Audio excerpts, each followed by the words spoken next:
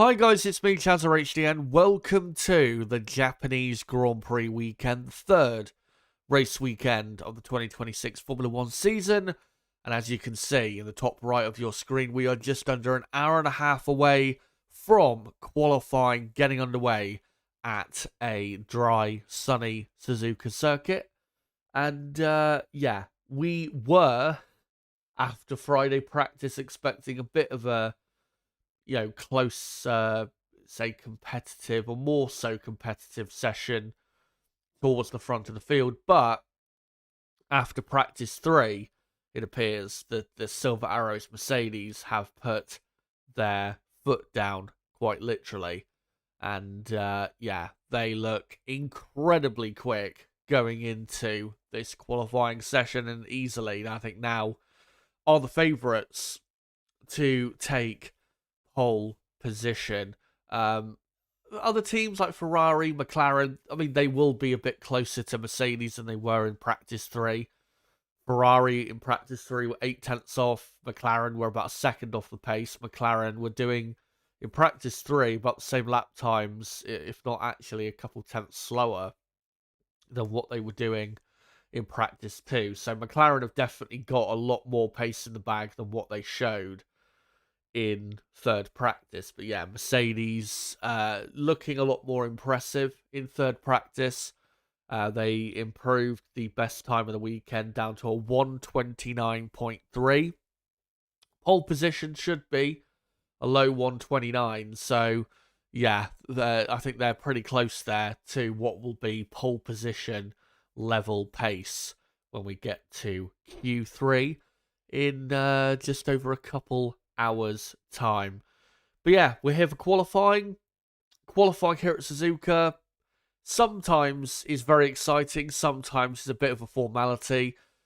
Let's see what we get today. Hopefully it's a bit exciting. At least we can get, say, a bit of a fight between the two Mercedes drivers for the fight for pole position, and hopefully McLaren are not too far behind and are in the mix to a degree, like it looks like they were going to be after Friday practice. But the field generally looks mostly competitive, so I still think it'll be a decent session in terms of, again, competitiveness.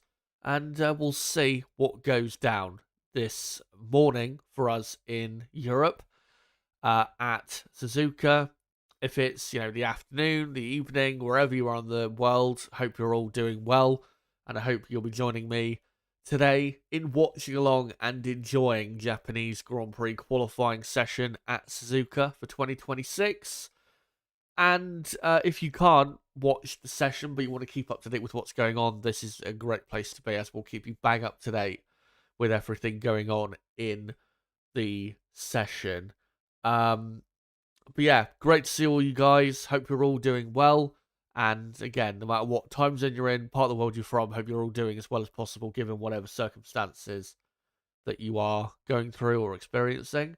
And yeah, hopefully, like I said, fingers crossed, it will be at least, say, as good of a session as what we had last year, which was, a real good conclusion to qualifying with, surprise pole position and Max Verstappen getting pole. Verstappen definitely is not going to replicate that today, because Red Bull are absolutely miles off the pace of even, say, the slowest of the top 3 teams, never mind the quickest team, Mercedes-Benz. So yeah, Red Bull in quite a bit of trouble, and we'll get on to why that is in a moment by looking at the data from Friday practice, which really does show well why they are struggling a bit. But as usual with these qualifying watch-alongs, what we're going to do is look at the very important data from Friday practice. We'll look at the results. We'll look at the sector time data to see where certain teams are really, showing their pace and why they're showing their strong pace, and also why they are struggling in certain areas. And obviously I'll go through the teams, give my thoughts as to where all the teams really should be in qualifying. And of course, I will give my predictions ahead of the session. Obviously, I want to hear from you guys as to what your predictions are. Make sure to post them in the live chat. And there is, of course, a poll running in the chat, as usual, where I've asked you guys, who do you think will take pole position? Will it be Kimi Antonelli for the second race in a row, or will it be George Russell for the second time this season? Or will it be world champion Lando Norris, or will it be Oscar Piastri? Out of those four drivers, who do you think takes pole position? Let me know in that poll running in the chat, and I will keep that running as usual until the start of Q3. But yeah, we'll go through all that stuff. Obviously, whatever comments that you post in the chat or questions you guys want to ask, I'll go through as well in the build up to the session. And then when we get to the session in just over an hour and 20 minutes, we'll take you through the events of the session and see just what goes down in this qualifying session at Suzuka. Just so you know, guys, it is a dry weekend at Suzuka. It is, I think, slightly better weather overall than it was last year in terms of what is forecast. So, yeah, there's no chance of rain. I know there was a rumor about a week ago or so that there might be some rain for this weekend, but yeah, the forecast is pretty good. Sunny, about 20 degrees Celsius, and basically zero wind. So yeah, it is pretty much perfect conditions for these cars. Not too hot, not too cold, no wind. Track's been resurfaced mostly, so yeah, there's no real issue with the conditions, track conditions, weather conditions, anything like that. But yeah, that's what we're going to be doing today, and I hope you guys can be along for the ride in total. Anyway, before we get into the results of practice 2, I just want to quickly go through the results from practice 3. So yeah, Kimi Antonelli, he was quickest with a 1:29.3. That is about 0.8 of a second quicker than the best time from practice 2 on Friday. Antonelli, a quarter of a second quicker than Russell. Very impressive. Can he keep that up in qualifying? This is really a circuit where the drivers really get to prove their, how great they are. So, it would be very important for Antonelli or even Russell to win the battle today to really prove their superiority. And then Leclerc third, 0.8 off the pace. Ferrari a bit quicker than they were lap time wise on Friday, where they were doing like a late 1:30. They've improved lap time wise, but still about 0.75 of a second off the pace compared to Mercedes. McLaren, again, I think I've got a lot more pace in the car, but they just didn't quite show it in the third practice session.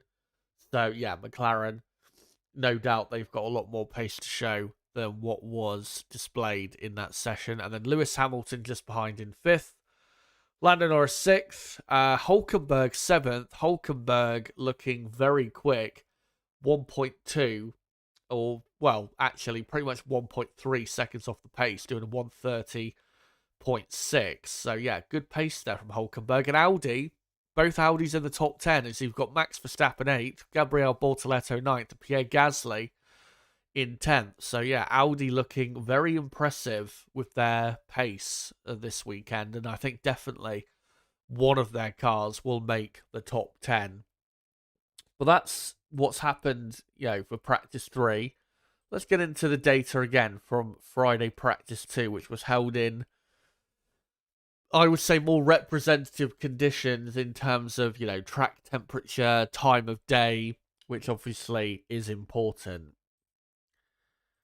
And here is the top 10 from practice 2. And as you can see, the lap time, the quickest lap time, a bit slower than, what we've seen so far today. Oscar Piastri doing a 1:30.1. In practice 3, Piastri did a 1:30.3. So again, you can clearly see McLaren not showing as much pace as they definitely do have. I honestly reckon, McLaren probably could have done a mid 1 minute 29 in practice 3 if they really wanted to. So, yeah, McLaren have definitely got a lot more pace than what was shown in third practice. I've no doubt about that. And I still think over a single lap they have got a faster car than Ferrari based on what we've seen from most of this weekend so far. Mercedes were second and third.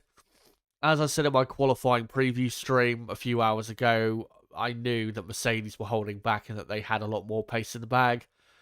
And they've already shown it in the final practice session. So, yeah, Mercedes are going to get pole and they are going to most likely lock out the front row as long as the two Mercedes drivers don't make any mistakes and deliver. So, yeah, Mercedes, they are just about two, maybe 3/10 at most quicker than the next team, which again is most likely going to be McLaren. So, yeah, Mercedes just too good, which is no surprise. We all expected that coming into this weekend. Lando Norris, half a second off in practice 2. He was a bit closer in practice 3, though. I think it was, 10th and a half or couple tenths off he was. So, yeah, Norris, not as bad with the lap time loss in the third practice session. But Oscar Piastri still looking like the main man at McLaren over a single lap. So if McLaren by some miracle do get pole position, it is very likely going to be Oscar Piastri because he has been the quicker McLaren driver this weekend. And as you can see with Ferrari, 5th and 6th, 3/4 of a second off the pace, which is pretty accurate to the gap that they've been behind Mercedes for most of the weekend. Again, in practice 3, they were, 8/10 off. So, yeah, that's not a surprise them to be about that far off the pace. Ferrari, the only thing they can do is hope that McLaren, for whatever reason, are not as good as they were yesterday and are struggling for whatever reason. If that doesn't happen, then Ferrari are very likely going to end up on the third row of the grid because they are just nowhere near quick enough to even be on the second row. McLaren look comfortably quicker when they are actually at their best. And, yeah, 3/4 of a second off the pace of Mercedes, which, again, is not a surprise, unfortunately. This is going to be a bit of a weaker track for Ferrari compared to Mercedes because a lot more high speed, a lot more engine and battery reliant, and in those cases, Ferrari are going to be struggling a bit more than, say, the next track we go to in Miami, where even though the battery will be important there's a lot more, proper, slower, say, corners where Ferrari can do a bit more damage.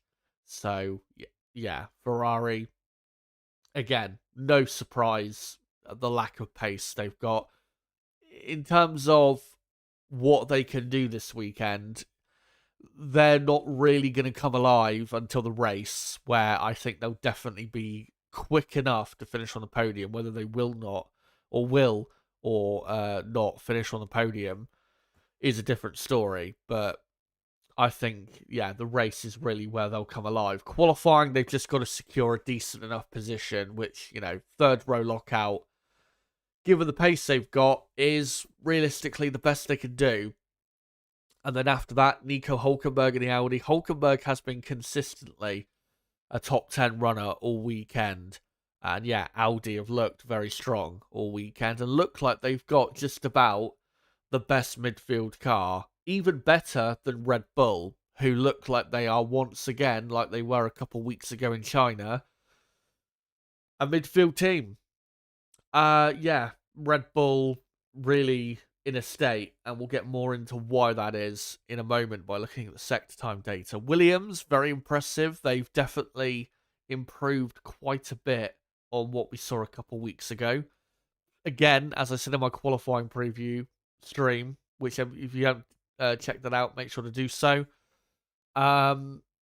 yeah, Williams better, but I don't think we can expect them to be in the top 10. I still don't think they've got top 10 level pace, to be honest. So, yeah, Albon doing a good job, but I don't think, even if he does as well as he possibly can do today, I don't think he's going to be in the top 10.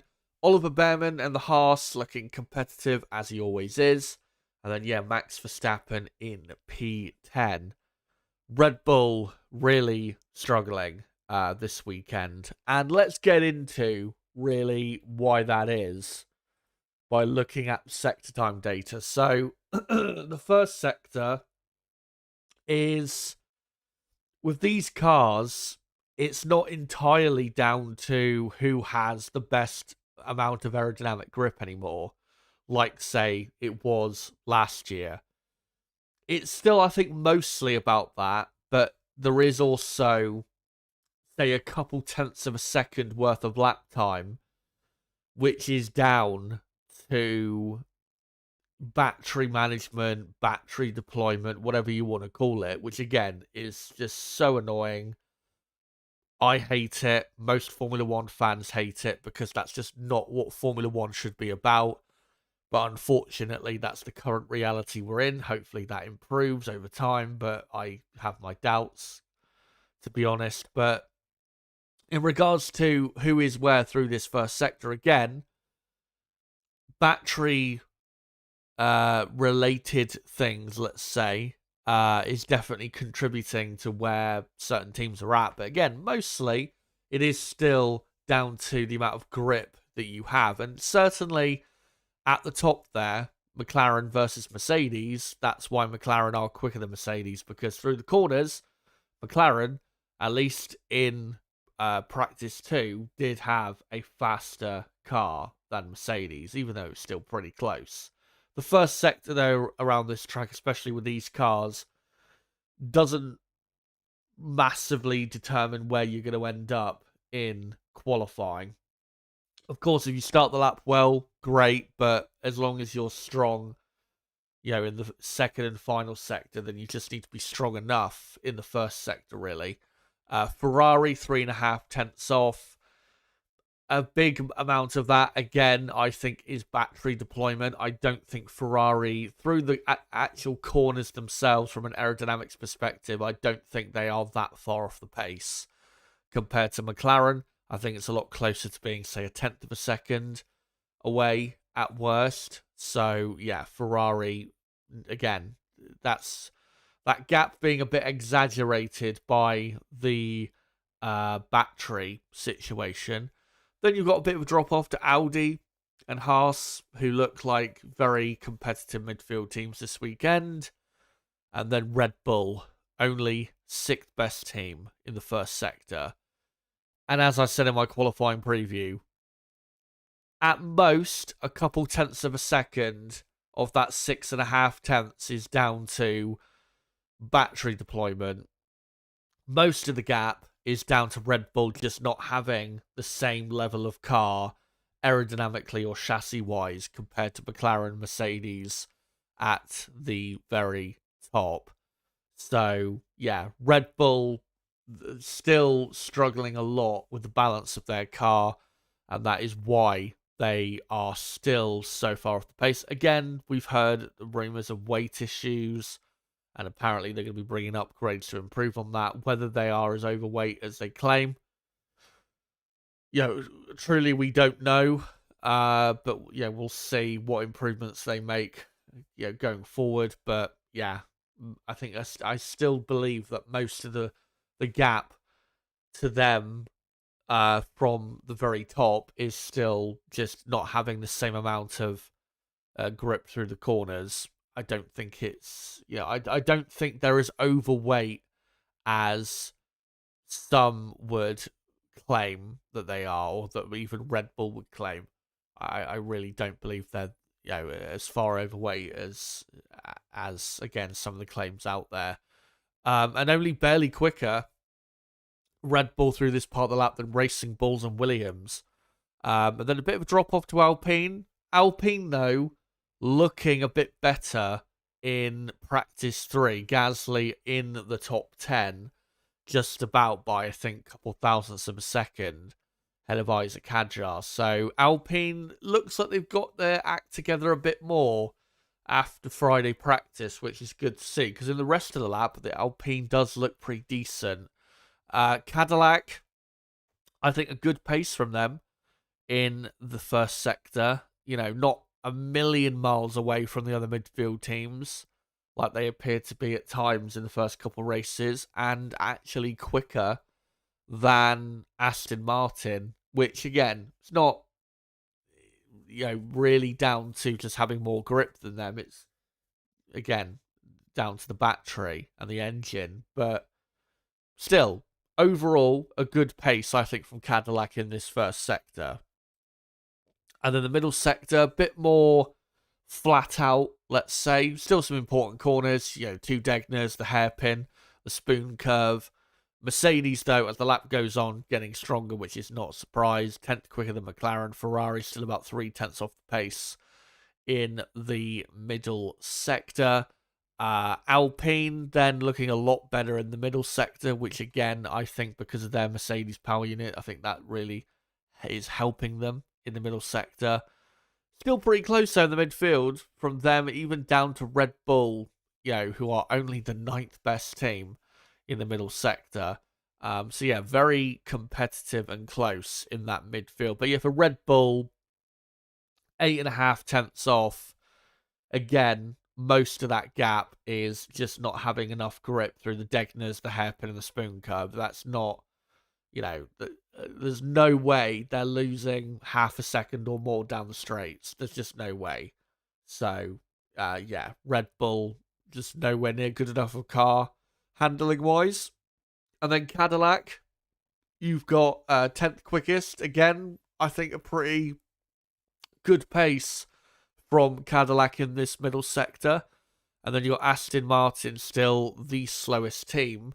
But yeah, Cadillac, I've been a bit impressed by them this weekend. They're not, you know, as far off the pace as I would have expected this weekend. Still, yeah, they are clearly way slower overall for the lap compared to the proper midfield runners, but not as bad as like what we saw, say, in the first race in Melbourne. So they've definitely made improvements of Cadillac. And then with the final sector, you know, pretty close in the final sector between all the teams. The final sector is only 17.5 seconds. With Red Bull, though, as I said in my qualifying preview, clear evidence that on the engine side, they're doing fine. It's just, again, through the corners, that's where the separation in lap time really is. Because in the final sector, they're competitive. But in general, all the teams on pretty much the same pace, including Cadillac. Slight drop off at the back to Aston Martin. But again, all the teams pretty much on the same pace in this final sector. And that's why it ended up, at least for the top 10, the way it did in the end. And this is the frustrating thing with these cars and the, you know, I mean, we were always going to have it with these 2026 regulations, you know, performance differences between the engines. But, you know, that's why we're having, especially towards the front of the field, quite a bit of separation in lap time between certain teams. For example, that Ferrari car, through the corners, I think it's and it's even been proven slightly by certain data that the Ferrari through the corners is arguably the best car on the grid. People in the paddock have said that. Lando Norris, after the first Grand Prix, said that the Ferrari is the best car on the grid in terms of the, you know, the aero and the chassis side. But because they don't have the power that, you know, Mercedes have with their power unit, that's why they are where they are. I think this weekend, I don't think Ferrari's lack of pace, though, is entirely because of the engine. I think mostly it is, but I think there are still probably a couple tenths of a second they're leaving on the table, which, is probably down to Mercedes just having a better handle for this type of circuit. This circuit, it is almost entirely high-speed corners when, say, the last Grand Prix in Shanghai was, slow-speed corners, which you could clearly see the Ferrari was handling those slow-speed corners in Shanghai very well. And again, the only real difference between Mercedes and Ferrari in Shanghai was the power difference between the two works teams. So, yeah, this weekend, again, Ferrari, they're not quite doing as well on the handling side as they were in the first couple races, but again, most of the reason why they are as far away from Mercedes is because of the engine. Like I said, though, for Red Bull, they've been about 1.3 seconds off the pace consistently all weekend, which obviously is, shocking for them. But again, that is not down to the power unit. I reckon maybe 2 to 3 tenths at most is down to the power unit. About a second of that is just having a completely different car in a bad way, in terms of handling. So Red Bull have got a lot of work to do. If they are losing maybe half a second to having a bit more weight on their car, if that is true, then obviously if they get rid of that weight, that will improve their potential and their, what they can do quite a bit. But even if they were to remove that extra bit of weight that they're carrying, if they are carrying it, I don't think that's going to be the difference between them being where they are and then suddenly fighting for podiums and race wins. So, yeah, Red Bull, they've got, again, a lot of work to do. If they can improve their car in terms of, upgrades to the aero package, they can improve it soon enough. I do still believe that Red Bull have got something, some bit of potential there. So I'm not giving up on Red Bull at all. I know they've had, a bad start to the season, and I know that, they are quite far off the pace, I think, for what we expected, especially after pre-season testing, where they looked like they were the slowest of the front four teams, but they didn't look like they were as far off the pace as they have looked, this weekend and the last Grand Prix weekend a couple of weeks ago. Again, I'm still not giving up on them because the most important thing with these regulations is the power unit side, and on that side, they've done a good job.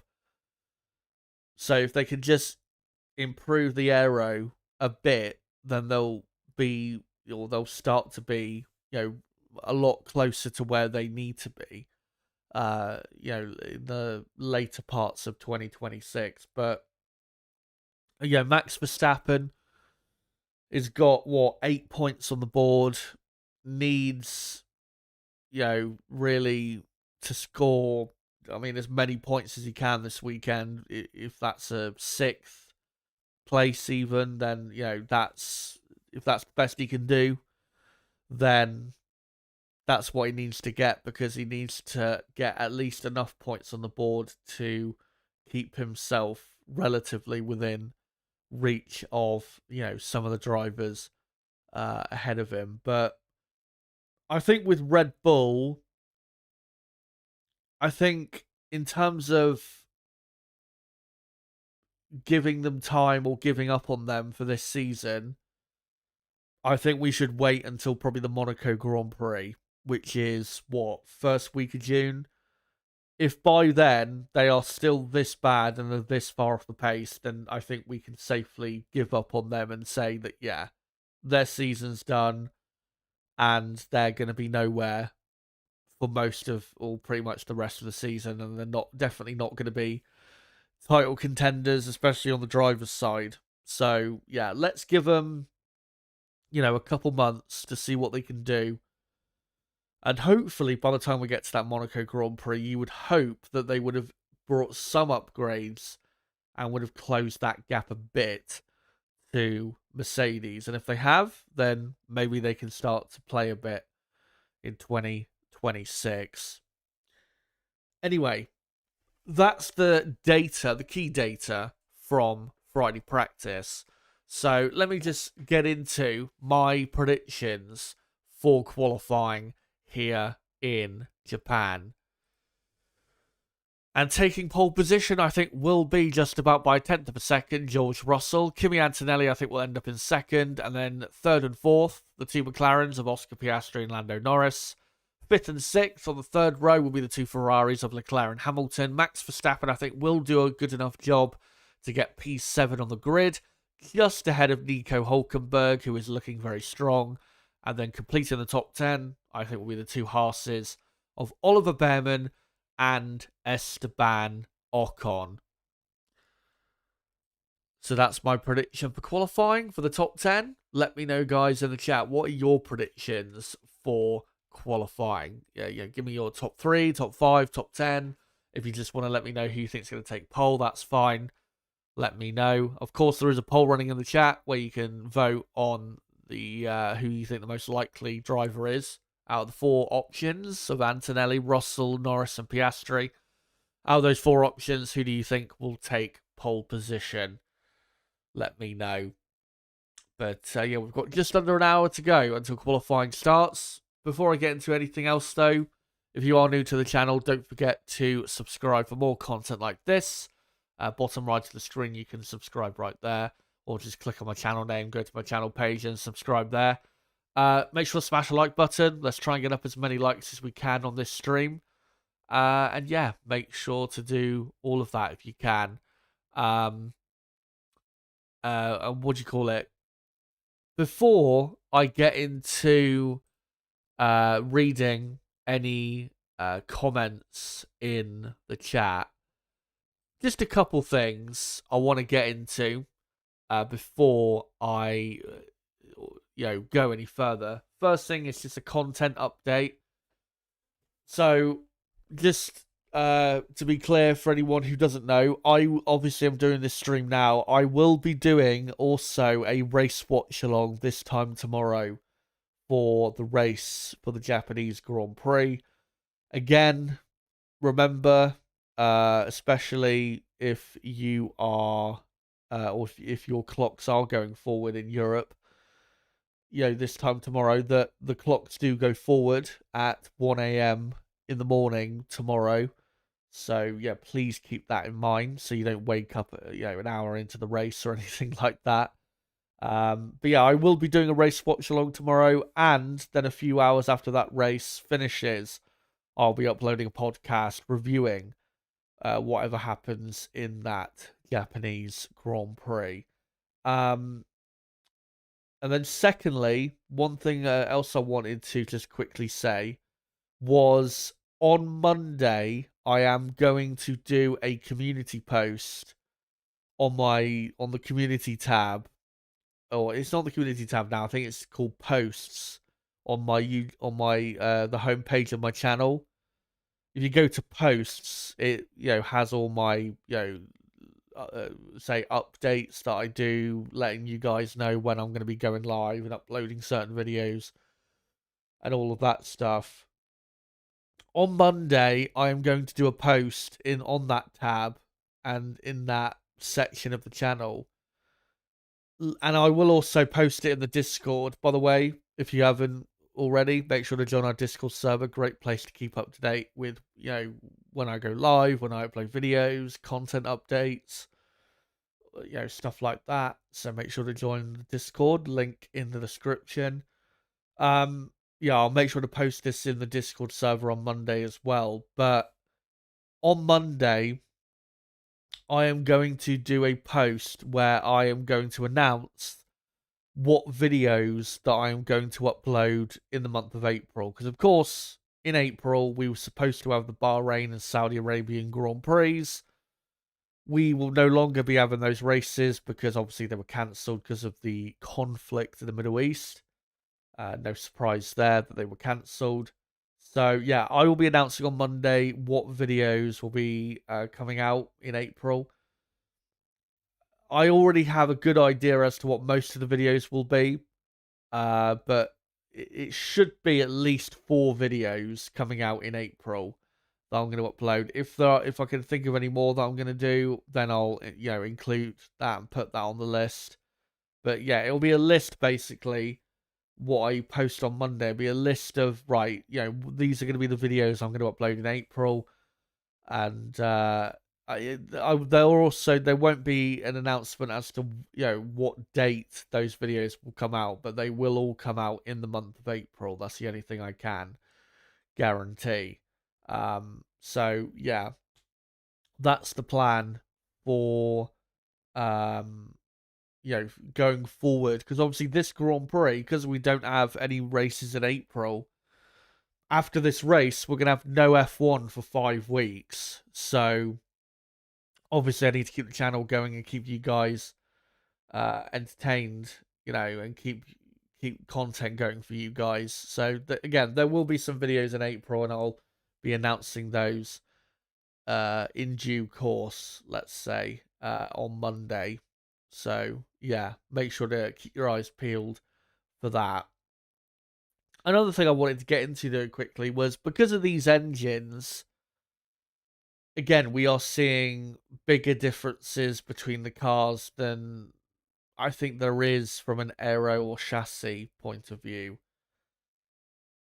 Let's say all the engines were equal, as pretty much were, let's say last year when we had, the old power units, and obviously we had, power unit development was frozen for like a 3-year period. If all the power units were, had the same performance, we would be having a much better season. Mercedes and Ferrari would be basically on the same pace. McLaren would be still, not quite there, but competitive enough. Red Bull would still be slow, but they wouldn't be maybe quite as attached to the midfield as it looks like they are. Haas, I think would have probably the best midfield car. Quite clearly the best midfield car if it wasn't for the engine differences.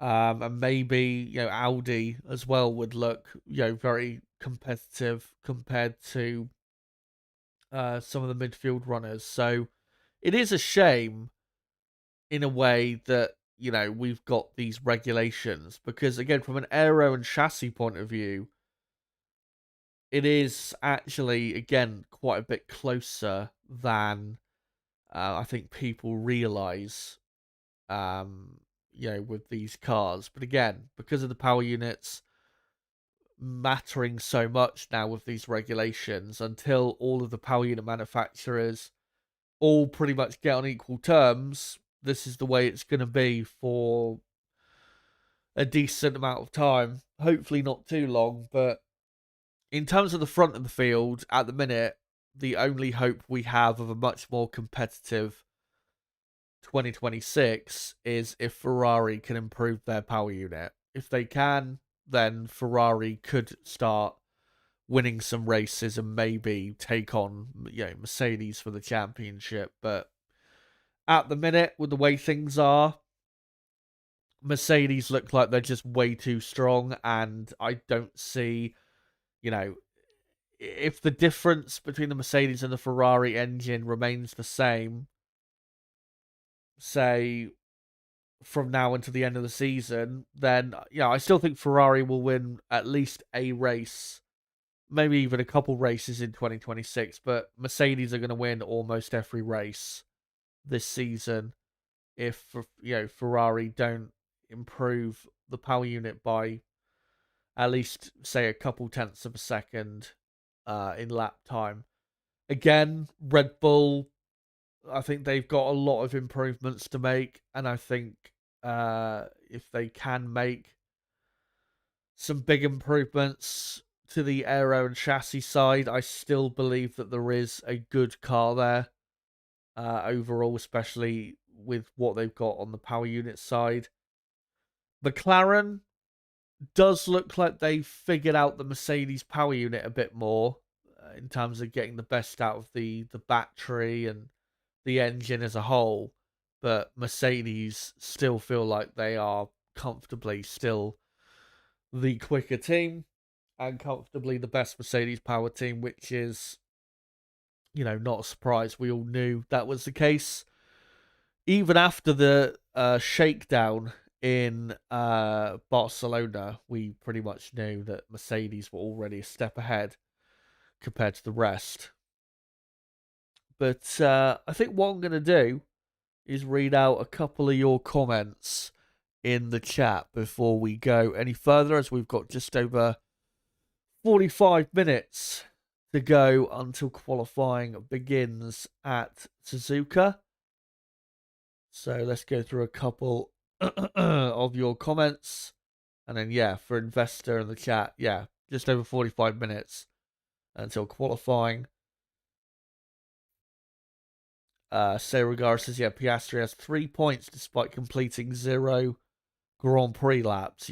Thank God for him that we have the sprint, because if there was no sprint, he would be last in the championship, because he hasn't even, he hasn't even done a formation lap in 2026, at least on a Sunday. So, thank God for the sprint in a way for Oscar Piastri. But hopefully this weekend he can at least start the race, and if he finishes the race, then, say get at least 10 points on the board, and then, get his season going a bit, because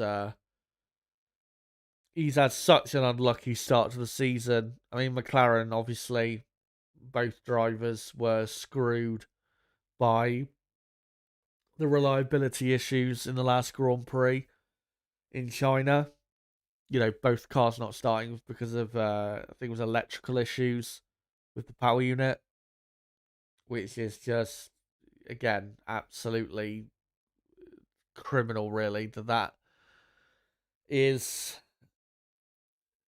even able to happen to a Formula One team in 2026. I mean, even Cadillac, completely new team on the grid, have not had that type of situation happen to them as of yet. So, it's, that type of situation is just a complete disaster. But, hopefully McLaren could at least finish the race on Sunday, even if they don't finish on the podium.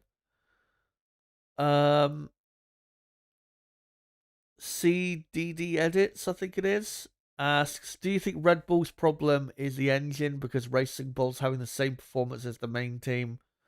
So the problem isn't the engine, right? Is it the car itself? Yeah, like I said, it's the car itself. It's not the power unit, because as you say, the racing, the sister team, Racing Bulls, they are basically on the same pace. They were actually quicker, I think. Were they quicker in the last race? It was close between them and Red Bull in the last race. But they're pretty much on the same pace as them, which should not be happening. Racing Bulls are pretty much maximizing, from an aero perspective, where they should be, given the team they are, the resources they've got, the personnel they've got. You can't say that for Red Bull. Red Bull are as far away from on the aero side, they're as far away as they really could be. And thank the Lord, that they have as good of a power unit as they do. And I do believe it is the second best power unit on the grid, probably just ahead of the Audi engine at the minute. Thank God they have such a good power unit, because imagine if they had the Honda power unit, they'd be at the very back. Even if they had a power unit in performance similar to the Ferrari, they would be they wouldn't be able to get in the top 10 at the minute. So, yeah, the problem is not the engine. The engine is, again, it's not the best, but it's competitive enough for them to be in a good spot on that side. But again, the aero package is you could see it in pre-season testing in the final test in Bahrain. It was super obvious from that test. You could visually see it. You could see it even in the lap time that, they would start the lap off very strong in the high speed parts. But then when you go into that tight and twisty middle sector in Bahrain, they would give away nearly half a second every time because they just don't have the grip. And it's going to be something that really, if they don't get on top of it, it's going to be the thing that plagues them this season. I mean, yeah, when we get to power circuits like Monza and Spa and tracks like that, they'll do a bit better. But, you can't just wait for those circuits to come around. If you want to be properly competitive and be title contenders, at least on the driver's side, you've got to have a car that's not the quickest at every race, but competitive enough at every race. And that is not what they have right now. But like I said, because they've got a good power unit, which I still think is the most important part of these regulations, I'm not giving up on them just yet.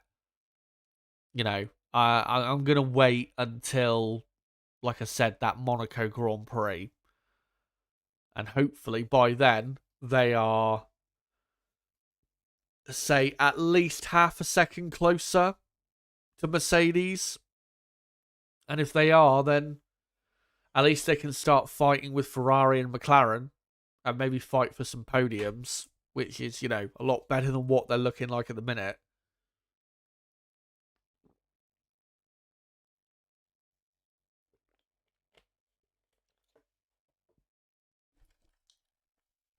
Right, let's have a look at some other comments. Hello to Brabham. Good to see you. Obviously, great timing for you lot in Australia. It's, late afternoon, I think, in Australia. 4 p.m., 5 p.m., something like that. Dane asking what's happening with Red Bull. I've obviously already answered that, but obviously you asked before I answered it. So, yeah, thanks for asking anyway. Hopefully I have answered that as well as I could. CD the Edits asks also, or says, if they stay this bad, I think even the next year's car is cursed because then it's a chronicle problem. Not necessarily.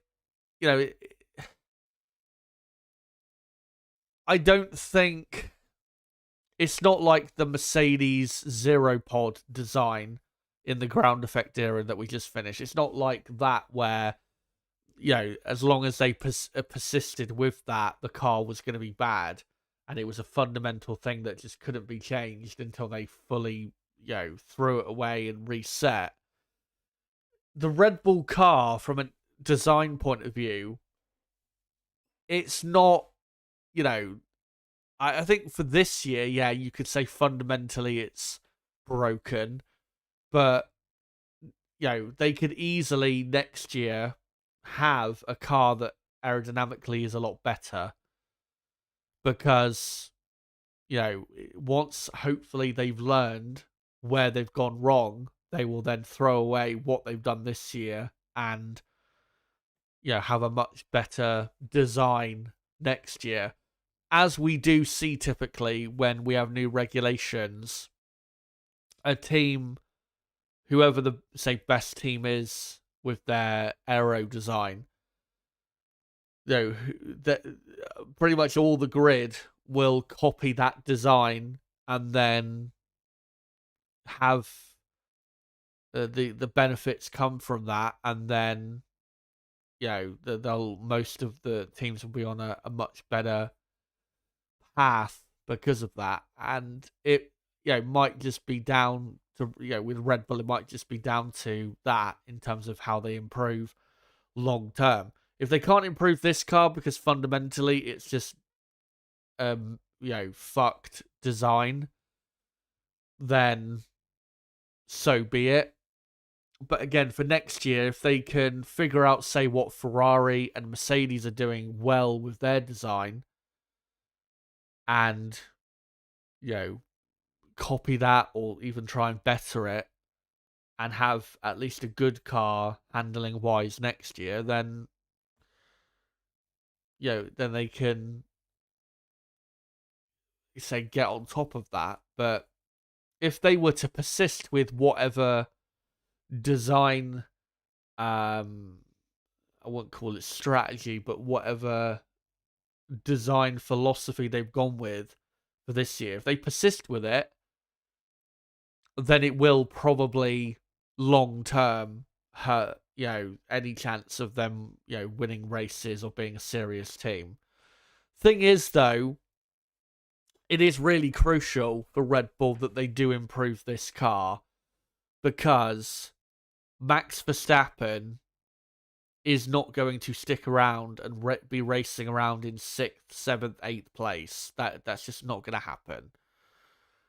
And, I mean, I saw, what was it, Damon Hill, he was on a podcast with Johnny Herbert talking about it in the, 2-week break we've had since the last Grand Prix, saying that, Max is still Mercedes' man, and even was saying that George Russell is, his role maybe currently at Mercedes is a bit more temporary than maybe people think it is. I'm not sure Russell will end up being dumped out of Mercedes for Verstappen necessarily, but I still do think Max Verstappen is going to go to Mercedes, because unless Red Bull can seriously improve their car, like, a lot between now and when we get to June or even July, unless they can seriously improve a lot, then Max is gonna make up his mind and decide that he's got to leave and, go to where championships are going to be, and that's going to be Mercedes by the looks of it for the short term. So yeah, if Red Bull want to keep Max Verstappen, they've got to really make sure they improve this car quickly, because it could very well be the case that, by the time we get to the summer break, if Red Bull are still in a similar position to this or are not much better, that Max has already ended up signing a contract with Mercedes for 2027, which, again, I still think will happen, because I have my doubts with Red Bull as to how much they can improve. But yeah, we'll see what happens with that. I still think next year it will be Max Verstappen and George Russell in that team as teammates. If they decide to kick Russell out, though, and have Antonelli in the team, it wouldn't be a surprise, because if Antonelli does step up this season and become the driver that he was always envisioned to be, then it would be better for Mercedes to have Max and Kimi in that team rather than Max and George, because even though George Russell he really is a great driver, he is, in terms of his potential, his ceiling, let's say, is not as high as Antonelli's. Plus, Antonelli is, 7, 8 years younger. So Antonelli has, all of it. He has all the advantages, really, if Max does decide to go to Mercedes, because if Antonelli can prove to be better and he's also younger, then why on earth would Mercedes decide to keep Russell over Antonelli? It make absolutely no sense at that point. So the battle at Mercedes this season, crucial in more than one way, not just for winning the first ever championship, for either driver, but also could be career defining in terms of their futures. Because, for Russell, for example, if he ends up getting dropped by Mercedes, he might not find himself in a championship winning car for a few years. It does happen. Same for Antonelli. So it is a crucial season if you are a Mercedes driver. Again, in more ways than one. Bradham saying, it's 4 p.m. And I'm hiding underneath the cover in my room, hiding from my 3-year-old daughter. Dane says, given that they removed Bahrain and possibly Baku, which is Leclerc's best tracks, don't know why they'd remove Baku. Baku, I don't think is close enough to the conflict to get removed. One thing I have seen, though, apparently the Bahrain race is definitely cancelled for this season, but apparently the Saudi Arabian race, they are still hoping to put that, or to have that race happen this year. Apparently there's a rumour going around that race might take place in September, which would be a bit mental, but because of the amount of money they're paying, that's why it's still a possibility. If they weren't paying so much money to have that race, the people running that Grand Prix, then it wouldn't be a possibility, really.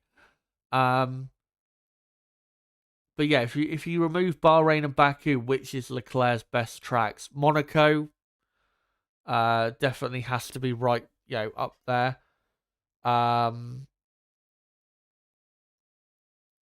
I'd probably say Austria is another one which I don't think people talk about enough. I know he's not consistently always had the best races there, but some of his best races have been there. Spa, I think, is another one. Obviously, Monza. Yeah, I think those circuits would be probably some of his best if you take those away. And Dane asking, do you think Hamilton could now beat Leclerc in the Drivers' Championship this year? Even if you take away those two races, I don't think Hamilton is gonna beat Leclerc in the championship this year. And one thing I just need to comment on, because I've seen this in the comment section of my two podcast episodes reviewing the first two races, people asking, oh, are you going to change your opinion on, whether you think Hamilton should retire? No, I'm not going to change my opinion, because, he's had a good first couple races as Lewis. Good to see. But it's only been 2 races. Let's see if he can keep this up over an entire season. If he can, then he is a lot more back to the Lewis Hamilton of old and the Hamilton we want to see. But if he just goes back to what he was doing last season, then, he's still past his prime and washed, like I've said before. So, people, very... certain people out there, very horny, let's just put it that way, to tell me how wrong I am, even though it's been only a couple races. Obviously, I made a video, what was it, last, I think, September, talking about why I think Lewis Hamilton should retire from Formula 1. A lot of the points I made in that video are still relevant and still, I think, correct, even if Lewis is better this year than he was last year. Because, the reason I said Lewis should retire wasn't entirely just down to how he was performing in 2025. There was one of the big points I made was that, he doesn't need to be around. There's nothing else that he needs to accomplish. I know people say the 8th World Championship. He's not going to win an 8th World Championship. It's just not going to happen. So, yeah. But, with Lewis, we'll see how he continues, but ultimately I still think Leclerc ends up beating him over the course of the season, and I don't think we've seen enough races this season to say absolutely, yeah, Lewis is much better this year. Yeah, he's had a much better start than say last year, but again, we need to wait and see first. You can't judge a season over 2 races. Absolutely no way. Anyway, let me just quickly post a link of the stream out one final time, as we're only half an hour away, guys, from qualifying beginning at Suzuka. Come to us here to Watchalong qualifying at Suzuka.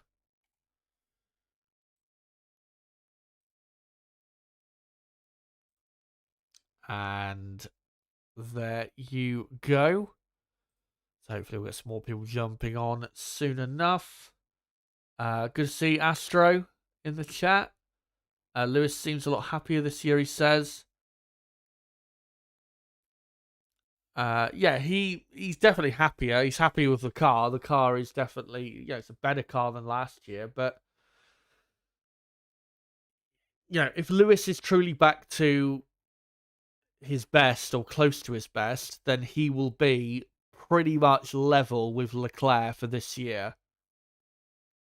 Similar to what Norris and Piastri were last year, where they were basically level with each other in terms of performance. I mean, Lando was, over the course of the season, just slightly better, of course.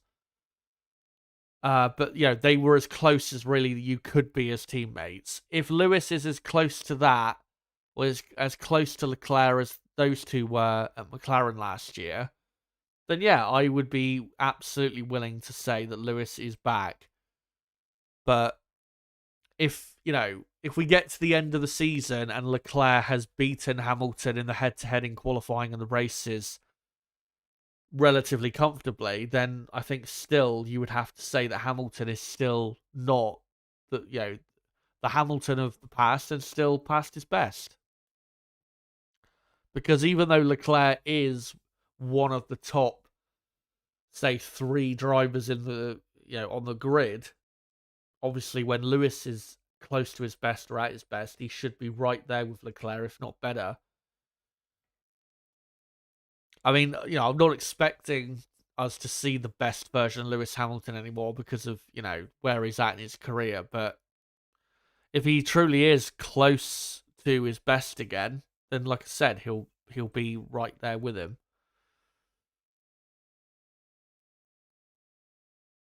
Dane asking, where do you rank Alonso so far in your best to worst drivers list this year?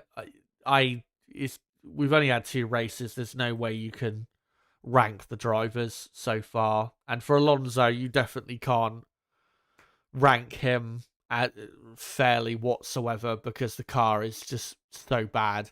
And at the minute, that car is not able to finish races. So yeah, with Alonso, you're going to have to wait until probably, probably middle of the summer to really know how good he's performing.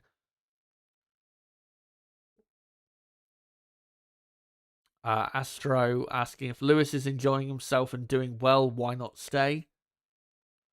If he's doing well and that's why he's enjoying himself, then yeah, stay. But if he is still performing mostly like he was last year and the year before, then I just don't see why he should stick around when, again, there's nothing left for him to accomplish. He is statistically the greatest of all time. Even in, if you remove that, the say the statistical fact, in my view, he is also the greatest of all time. Again, there's just nothing left. There's nothing left to prove. I think maybe not most people, but I think a lot of people do think of him as the GOAT, if you want to use that terminology. So again, there's just nothing more to prove, I think.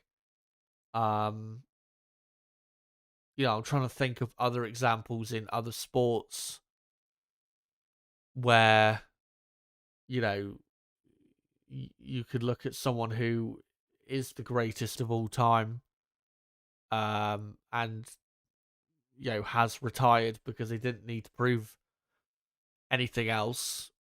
I mean, I'm a big tennis fan.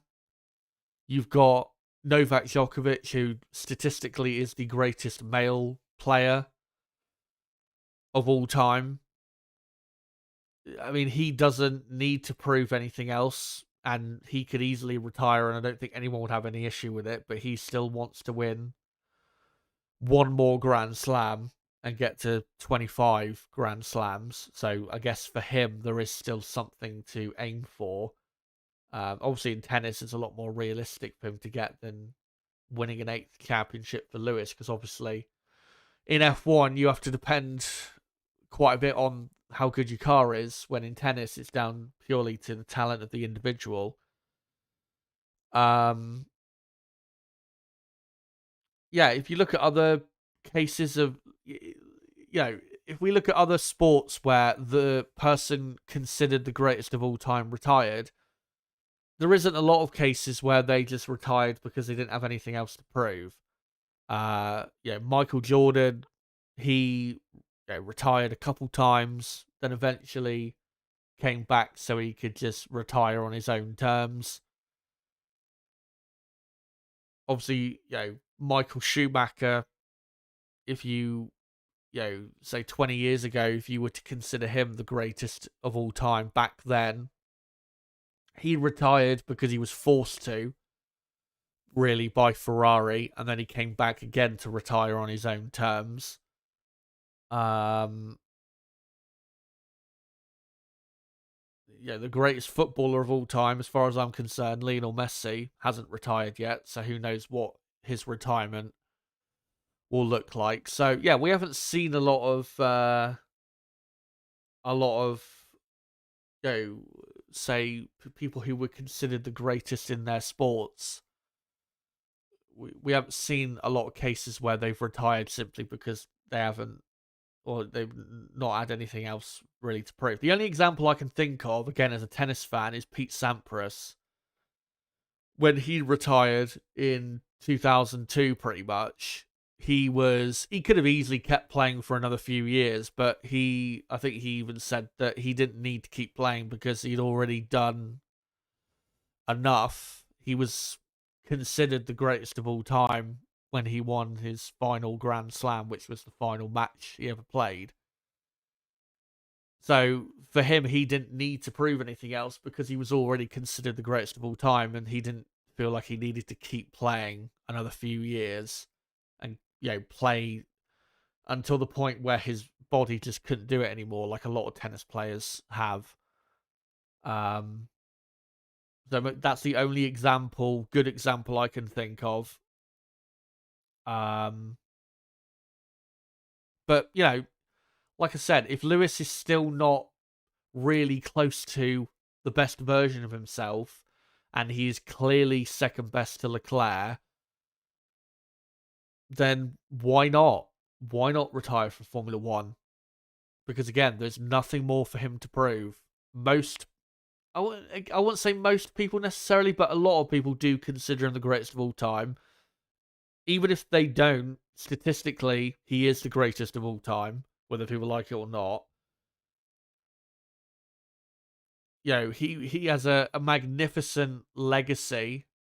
I think probably the best, once he does retire, he'll probably have the best legacy of any driver, or really ever, because he's never had any controversies that have plagued his career, deliberately crashing into people, or parking his car in qualifying to stop others, or anything like that.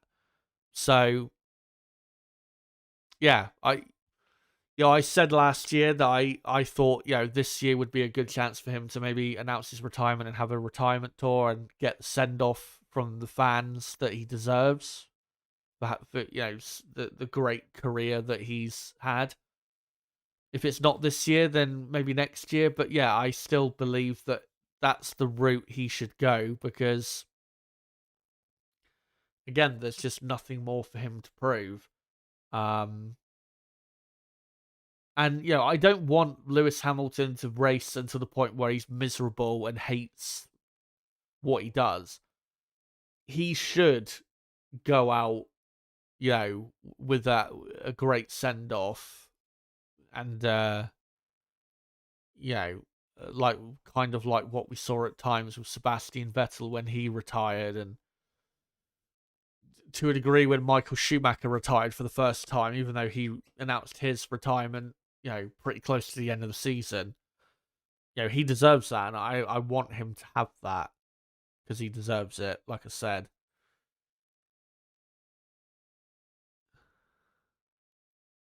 Let me see if I can find a couple more comments, because in a moment I am just gonna quickly what do you call it? Quickly just do a roundup of the teams.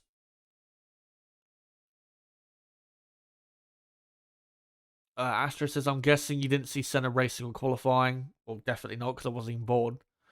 If you don't know why or think he's the GOAT. If people think Senna's the GOAT, they're absolutely fair to think that, because obviously, we never got to see fully what Senna could have done, because he would have definitely raced for probably at least another 5 years if it wasn't for what happened. And in terms of qualifying pace, or just not even qualifying pace, just pace in general, he is probably Senna, the fastest racing driver we've ever seen. But that doesn't mean the best. For example, Jarno Trulli is also one of the top few, especially in qualifying, one of the quickest drivers we've ever seen over a qualifying lap. If he was able to convert that into pace on a Sunday in a race, Jarno Trulli would have been probably the greatest Italian racing driver of all time, because Trulli was amazing over a qualifying lap. He really was. But again, there's more to a driver than just outright speed. Senna obviously had way more talent than Jarno Trulli, but you see the point I'm making. But yeah, if people think Senna's the greatest, then they're absolutely justified in thinking that, because I can absolutely see why people think that. For me, Senna is second in my all-time list behind Hamilton. So, I obviously think Senna is pretty amazing. But, yeah, because of what happened to him, I don't want to just pretend that he would have won, the next 5 championships or anything, because I don't think that necessarily would have been the case. Anyway, before we get into qualifying, which is in just about 15 minutes' time, let's do a quick roundup of the teams and get into where they all should be at for qualifying. For Mercedes, really should be a front row lockout. Be interesting to see who wins the battle for pole position, though, between George Russell and Kimi Antonelli. After the last weekend where Antonelli got his, debut pole position, well, not debut pole position, but, first ever pole position and also first ever race win. Will we now see the Kimi Antonelli that we were all, I won't say promised to see, but we all wanted to see from the get-go? We will find out this qualifying session and, going forward really from this point. And for George Russell, we'll see if he can respond to what was obviously a defeat at the last Grand Prix for him. But yeah, overall for the team, unless something really goes wrong, driver error or a reliability issue, I just don't see how they don't lock out the front row yet again. Ferrari, unfortunately, just a bit too far off the pace. This track just not quite suiting their car overall.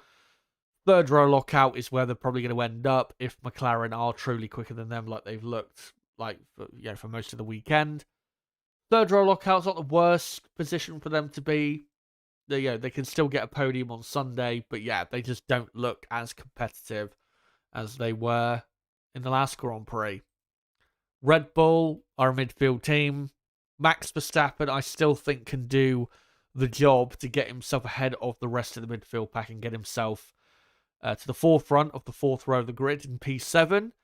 Whether both Red Bulls get in the top 10, that is a very difficult question to answer. Most likely not.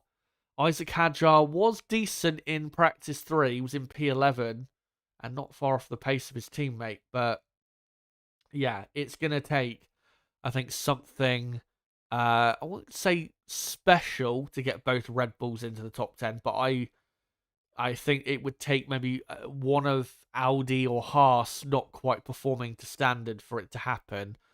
One thing to remember, though, with Isaac Hadjar is, of course, at this Grand Prix last year, he was one of the best performers.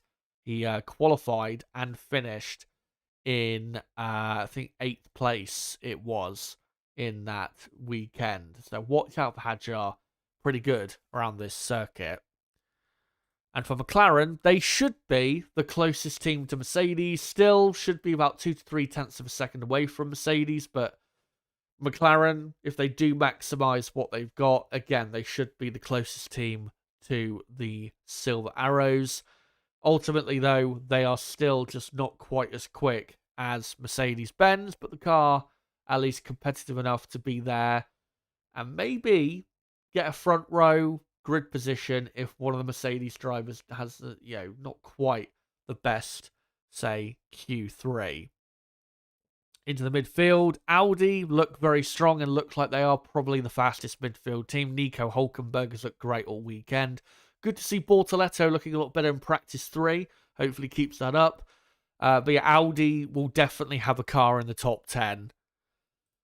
For Haas, I also think they'll have a car in the top 10. Whether both cars get in, though, is going to be very close. I think they will get both cars in, but it will be pretty close between them, say, Bortoleto, Gasly, Hadjar, Williams as well, Racing Bulls. Obviously, we can't discount them.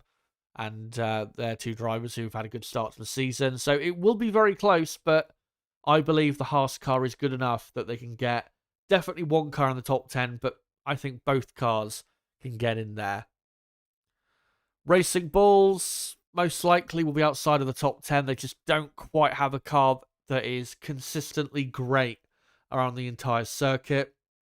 And that's why I think most likely they'll have both cars knocked out in Q2, around probably, say, 12th to, say, 15th place, realistically, is where they will end up. Alpine looked better in practice 3. Gasly got into the top 10. Hopefully he can keep up that better performance.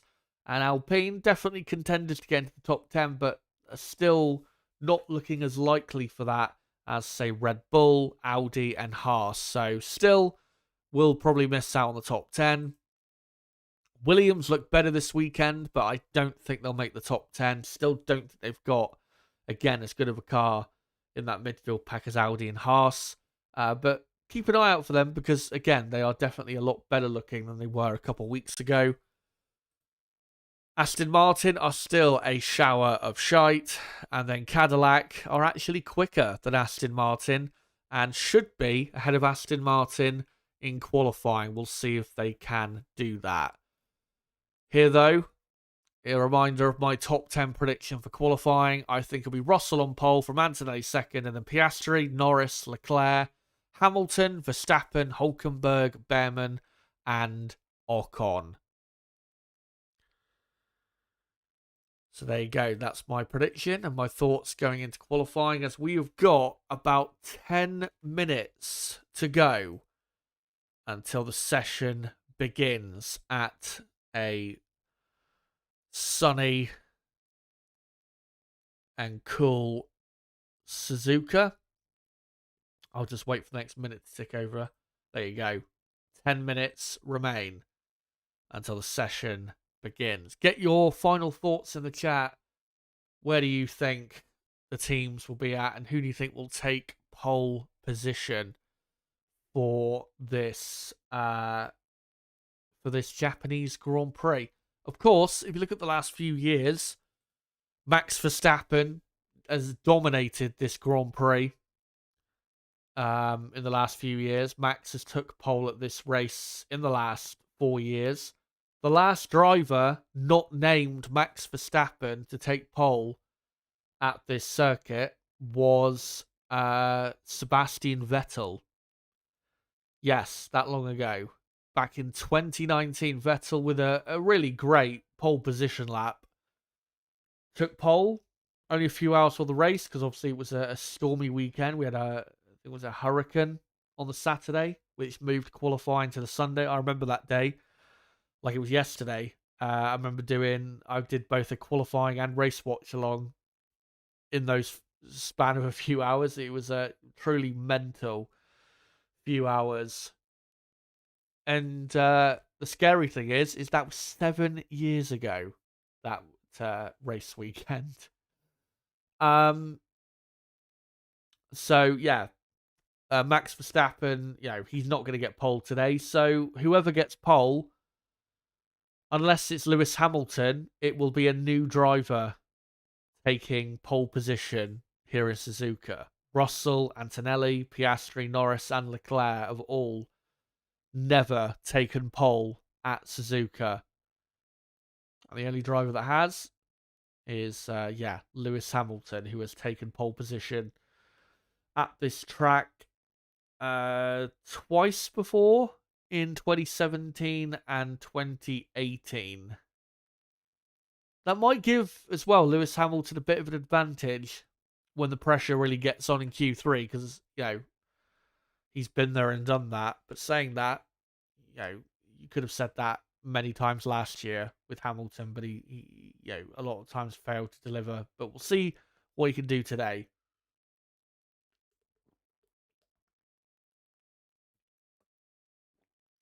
As we are just a few minutes away now from the session beginning.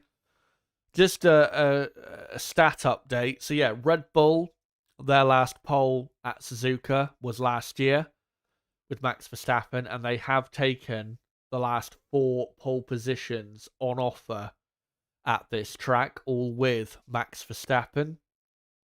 Mercedes' last pole at this track was 8 years ago with Lewis Hamilton in 2018. That was the first ever Japanese Grand Prix, the first Japanese Grand Prix weekend that I ever covered with watch-alongs, was that 2018 weekend. McLaren, their last pole position here at Suzuka was all the way back in 2000 and... No, it wasn't in 2000. It was all the way back, actually, in, I think, 1991. Yeah, I'm pretty sure it was 1991 with Gerhard Berger, I think it might have been. So, 35 years McLaren have gone without pole at this track. I know people might say, well, McLaren did have pole in Japan at the Fuji Speedway in 2007 and 2008. That is true, but that wasn't at this Suzuka circuit. And Ferrari, their last pole at Suzuka, like I said, was 7 years ago in 2019 with Sebastian Vettel. They looked out the front row that weekend and then completely shit themselves off the start. And yeah, typical Ferrari of the time.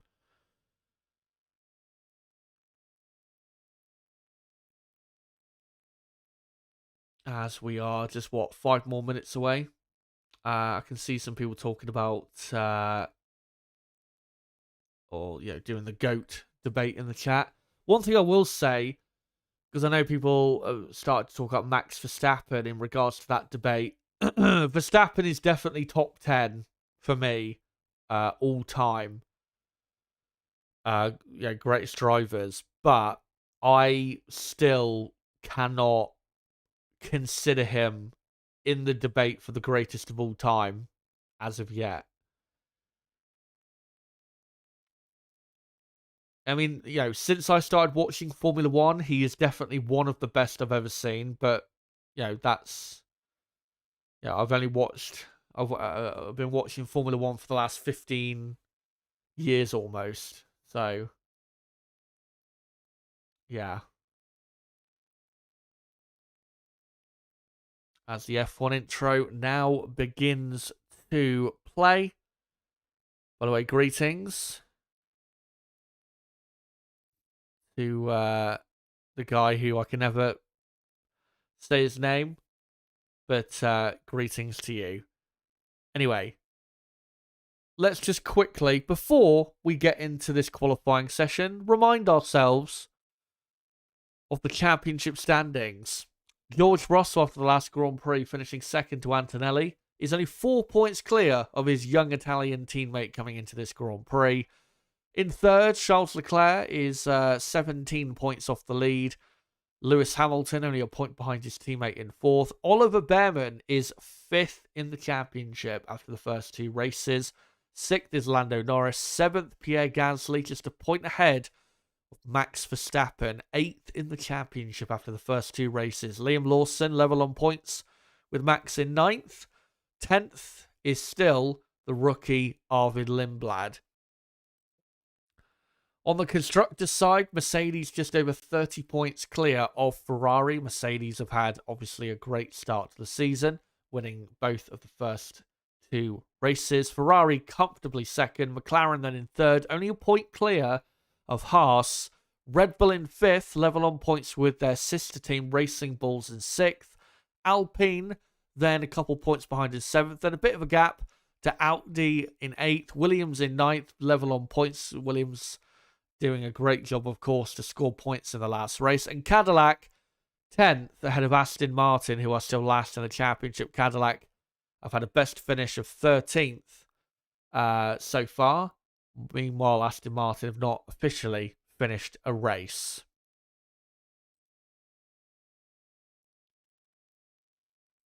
As Q1 will be underway in a couple minutes' time. And of course, in this session, we knock out the 6 slowest drivers.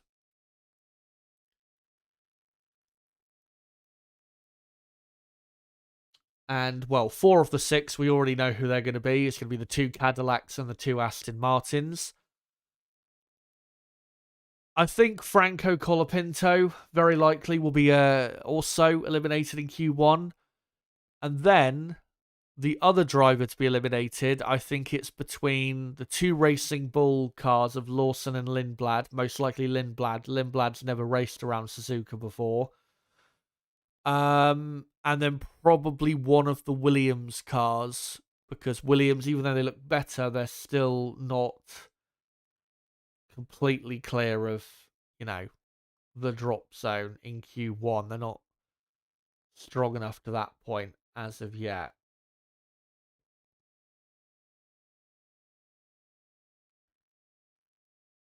As we're seeing Max Verstappen already in his car, about to put his gloves on.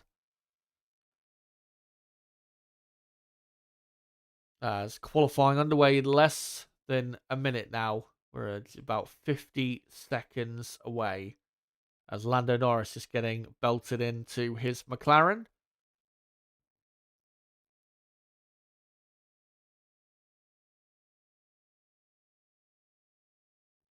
Norris, of course, was so close to pole position at this track last year. He ended up second on the grid and second in the race. He had the last laugh, though, obviously, in the championship.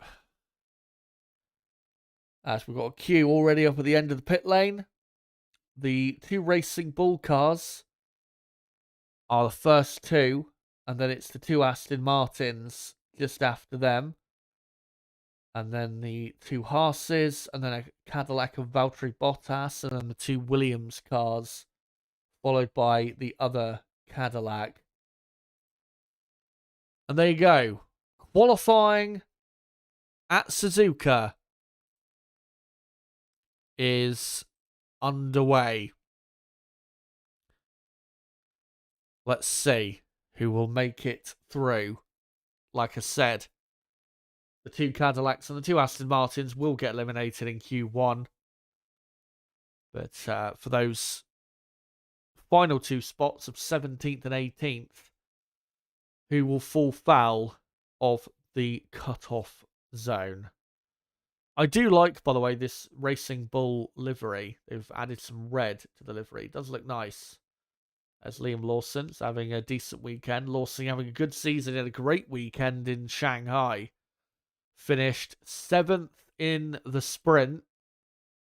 And then he finished 7th in the race as well. Having a good start to the season when this time last year he had just been sacked by Red Bull. What a difference a year makes. He's now also level on points with Max in the championship after the first two races again. A difference a year makes. As we're seeing plenty of Ferrari fans in the hospitality. Some young Ferrari fans there as Lawson warms up his tyres. The 3 tyres, by the way, this weekend are the 3 hardest compounds that Pirelli bring. The C3, C2 and C1. So for tomorrow's race, it's going to be a comfortable one-stop race, which is annoying, but there you go. That's why Pirelli really need to lose the tyre contract, because they just haven't produced good enough tyres for a while now. But here comes Liam Lawson into turn 1. One thing I am hoping is that we don't obviously see the cars going a lot slower, especially through these S's. You know, lifting and coasting to keep the battery from running out. I really hope we don't see too much of that today, because that will absolutely ruin qualifying. We are seeing a lot of clipping out of the exit of 130R going into the chicane. Max Verstappen in practice lost 50 kilometers an hour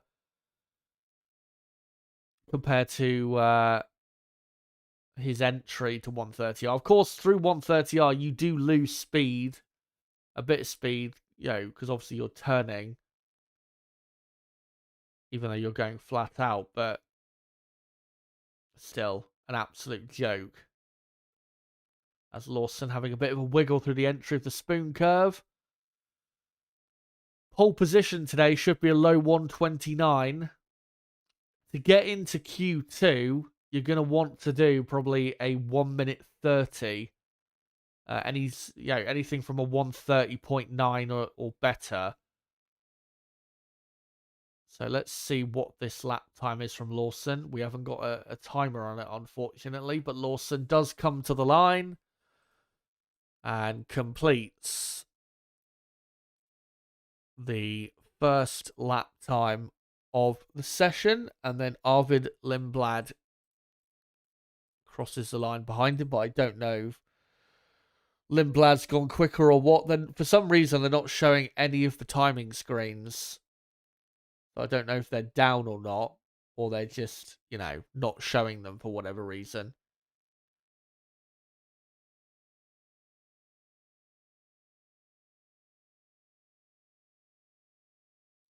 But yeah, let me put Lindblad up there as well, as Max Verstappen has been released from the garage.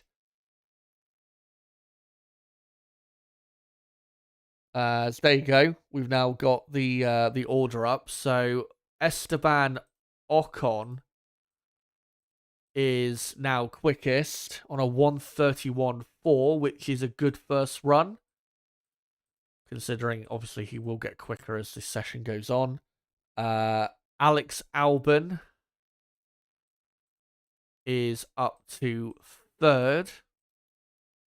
It's Lindblad actually in 2nd. So it's Ocon, Lindblad, Albon, Lawson, and then Sainz as Oscar Piastri starts his first lap of qualifying. Behrman is 6th.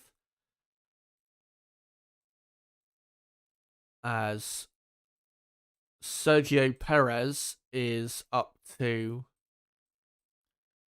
7th place. And then Valtteri Bottas, you've got in 8th. And then Alonso in 9th. And Lance Stroll is in 10th. So only 10 times on the board at the minute. As Oscar Piastri has done a purple first sector. And yeah, as long as Piastri bangs it into the 1 minute 30s, then he'll already be through to the next phase of qualifying. As a slight correction through the middle of Spoon Curve. What's the middle sector looking like compared to Ocon? It's a second quicker. So yeah, he is miles up on Ocon. And yeah, this is easily good enough to get him into Q2. As Oscar Piastri around the final corner to the line. And a 130.4, only 0.3 slower than he went in practice. What do you call it? Than he went in practice 2 on Friday, as Lando Norris is up to 2nd. And Lewis Hamilton is now up to 2nd place.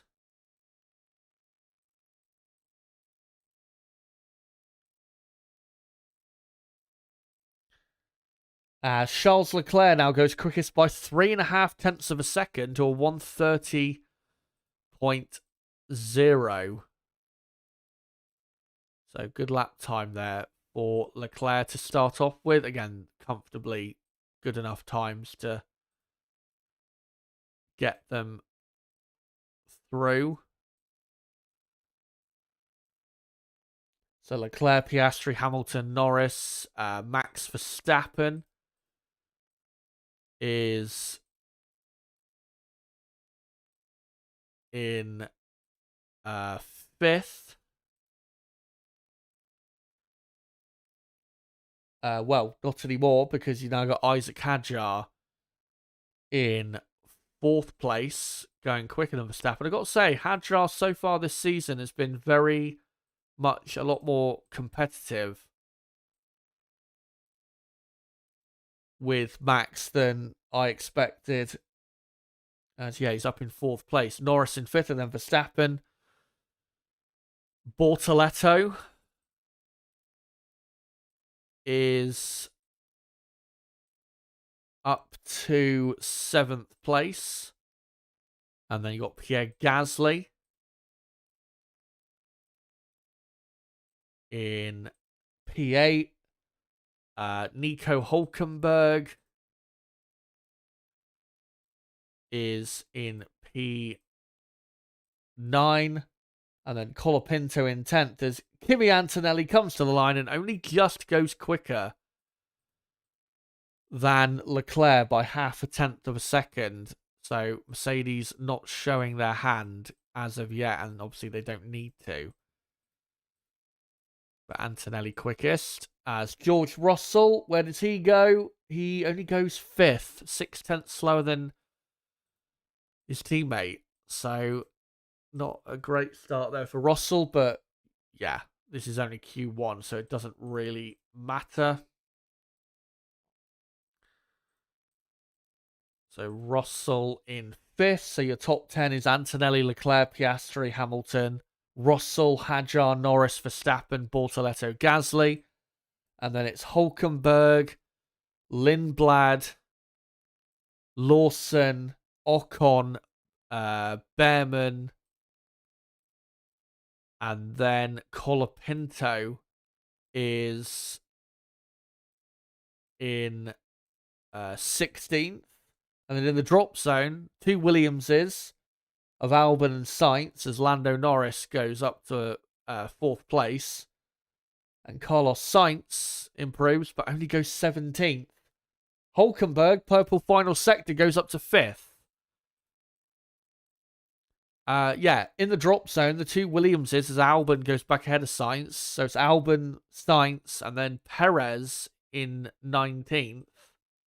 Bottas 20th, and then the 2 Aston Martins on the back row. As Russell saying on the radio, something doesn't feel quite right. I'm getting a lot of oversteer.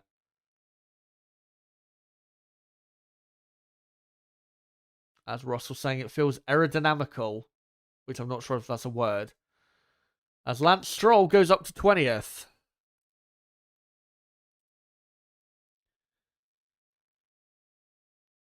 Still, though, slower than the quickest Cadillac, which is Sergio Perez. Valtteri Bottas, though, is on a better lap. Bottas, who delivered probably the best win of his career at this track 7 years ago in 2019. It's always been very quick around Suzuka. And let's see what his lap time is. He goes up to 19th, a couple tenths quicker than teammate Perez. So Cadillac 19th and 20th as Lewis Hamilton does a purple first sector. But yeah, even though the 2 Williamses are in the drop zone, they are close to the 2 or 3 cars ahead of them. So it's not like they're miles away like they were in China, where we all knew they were going to get knocked out in Q1.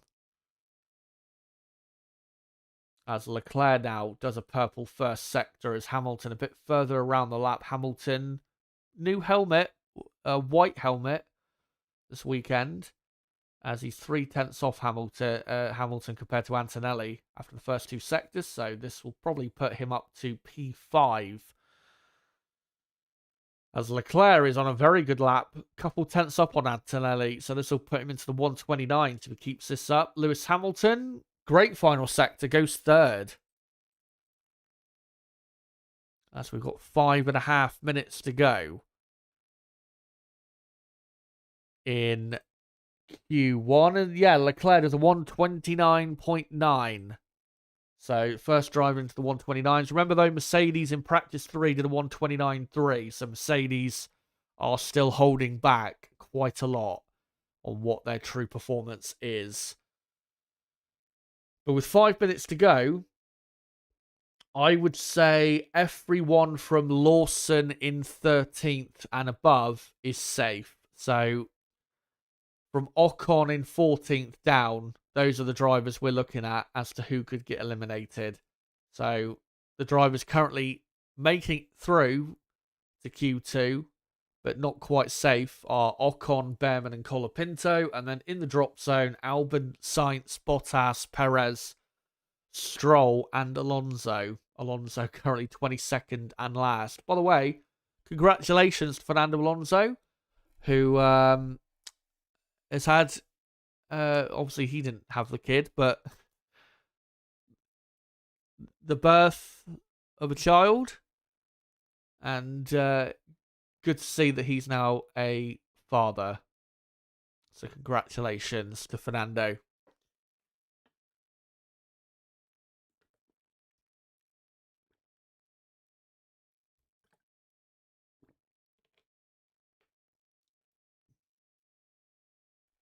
As we now look at Max Verstappen on an outlap. As they're just showing on screen that, yeah, he took pole at this track last season by 0.012 of a second.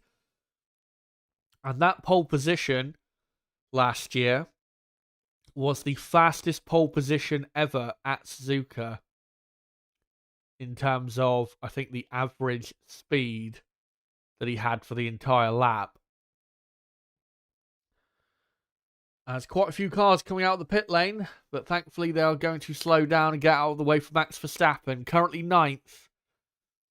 He's going to get into Q2, but he wants to improve quite a bit on what he's done. If he can get this car if he can put a lap time down that gets him for now up into, say, the top 3 or 4, I think that'd be a good lap time. But really wrestling the car through the first sector and already 3/10 down.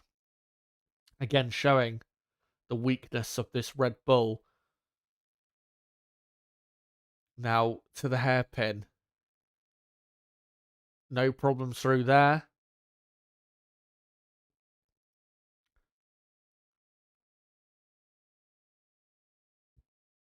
As now to the spoon curve. Max using as much of the track on the exit as possible. And also doing the same on the exit of the spoon curve. His middle sector, 8/10 off. Not even sure if this is going to be an improvement on what he's done. He's 8/10 off currently. Isaac Hadjar's not improving on his lap after the middle sector. Here comes Verstappen. He does improve, but only goes up to 6th. As George Russell is just on a purple middle sector. Isaac Hadjar stays in 9th, but he is safe. As George Russell goes 2nd, only 0.5 slower than Leclerc.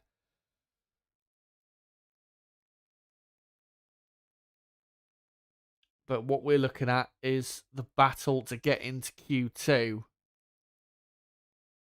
Will it be the same as the last Grand Prix, where it was 2 Williamses, 2 Cadillacs, and 2 Aston Martins being eliminated? Or will someone else fall foul of the cut-off zone? As we're about to enter the final minute of the session. Antonelli, we just saw a shot of him. He's still in the pits. He doesn't need to go out again. Here is Alex Albon. Currently 17th. What can he do? He's 10th and a half up on the time he needs after the first sector. Not sure if he kept within track limits there on the exit of the second Degner. As Liam Lawson is also improving on his lap out there. As Esteban Ocon improves up to 12th. That should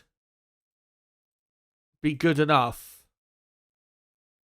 for Ocon to get into Q2. So Ocon, I think, has just about done enough. As Carlos Sainz does a great lap and goes up to 13th. As Lindblad goes 12th. What can Alex Albon do? Currently 18th. To the line. He goes 16th. I'm not sure if that's going to be good enough, though. 1:31.0. Yeah, I don't think that will be. Only a couple thousandths into Q2 at the minute as Lawson goes 9th. So he's through. Great lap by him. As here comes Fernando Alonso. Goes up to 21st.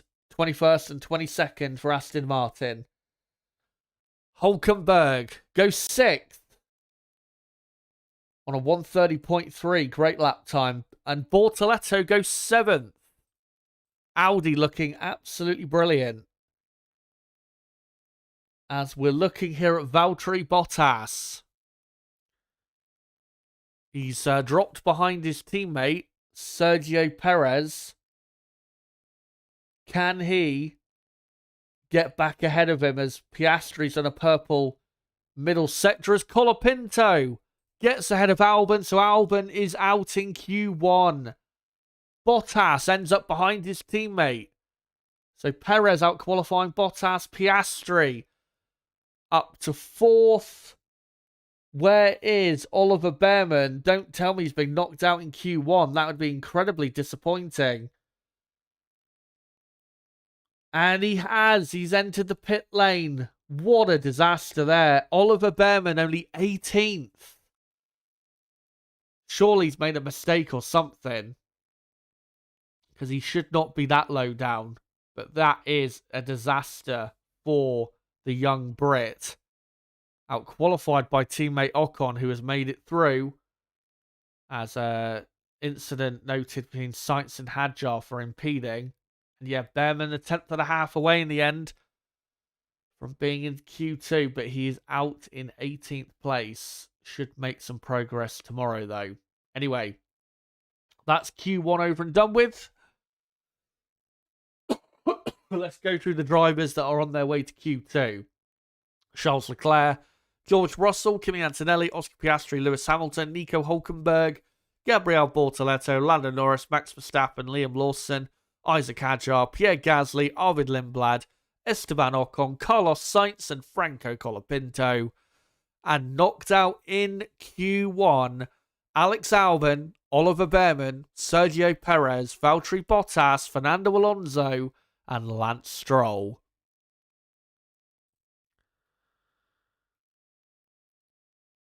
And Q2 will be underway in the next 2 to 3 minutes. And obviously, Q2, a 15-minute long session. Interestingly, just shows you a difference in, in a year. Albon and Behrman both finished in the top 10 in last year's Japanese Grand Prix. This time around, they are 17th and 18th. So again, it just shows you the difference a year makes. But yeah, Behrman must have made a mistake somewhere, because there's no way he should be that low down.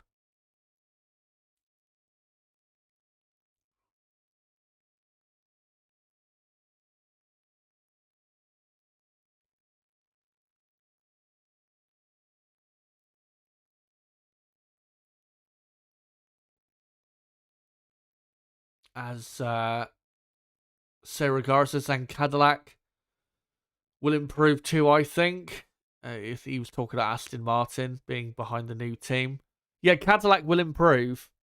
Cadillac are about 3/4 of a second to a second off the pace of the back of the midfield, which is, I still don't think that's that bad. Considering they're a completely new team, they don't have a technical partnership with another team like Haas did when they came into F1 10 years ago, which really helped them. So I think they're doing absolutely fine. And I think, again, Cadillac, remember, they've got the most wind tunnel time of any team, and they will do probably for, maybe not the entire season, but for pretty much the whole season, they'll have more wind tunnel time than other midfield teams. And if they use it well, then toward the end of the season, I think we could see Cadillac be a bit more competitive to, get out potentially of Q1. As Albon saying on the radio, yes, I complained for 3 races in a row that there's something wrong, but I'm sure that it's my driving style. As Albon having a disagreement, clearly, with his engineer. That did not sound very good. So hopefully that doesn't develop into anything worse, because that sounded like the brewing of an argument. As Kimi Antonelli we're looking at now in the garage, right before Q2 gets underway. Antonelli now the youngest pole sitter in Formula 1 history at 19 years old. Will that record ever be broken? Maybe. Maybe not. I think most likely it won't for quite some time.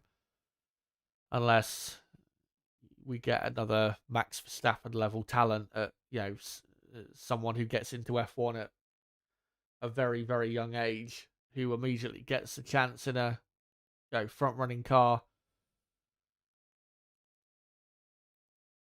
But now it is Q2. We'll be getting rid of the next 6 cars. And the next 6 to be eliminated. Colapinto, you would expect. Gasly, you'd expect as well. So both Alpines really should get eliminated. I think both Racing Bull cars as well.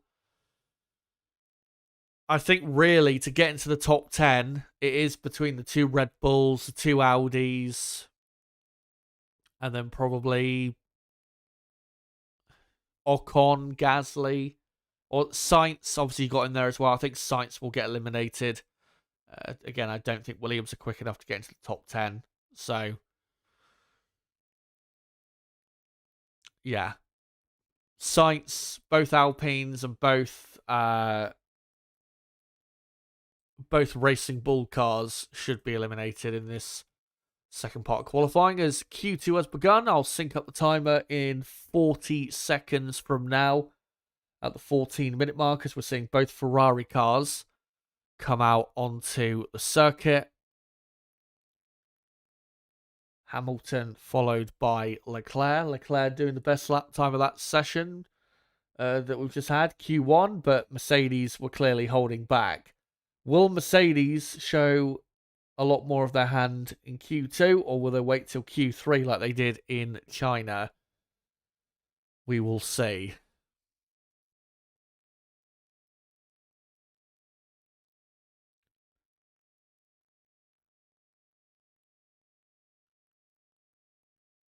There you go.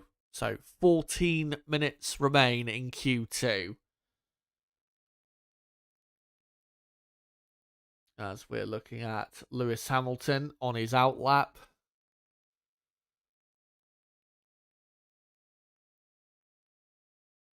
Pounding round the circuit.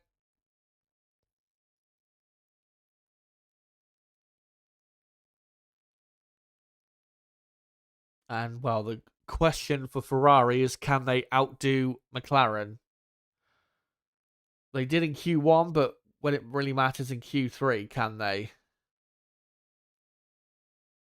As here comes Kimi Antonelli. Let's see what Mercedes will do in Q2. Will they show a bit more of their hand?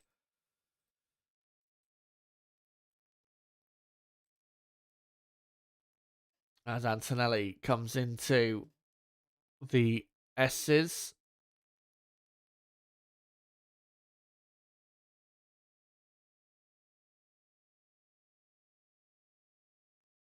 And let's see what the first sector time is like. 32.3.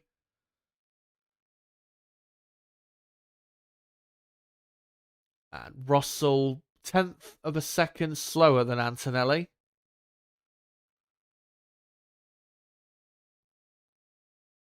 As Antonelli has exited the hairpin, and now he's racing his way down to the spoon curve as Lewis Hamilton goes a couple tenths quicker than Antonelli in the first sector. But as the lap goes on, the Mercedes car just gets stronger and stronger. As Antonelli through 130R. And to the chicane. Hits his marks. Hits the apexes. What's the lap time? The 129.7, which is better than what we saw in Q1, but that's still 4 tenths slower than what we saw in practice 3.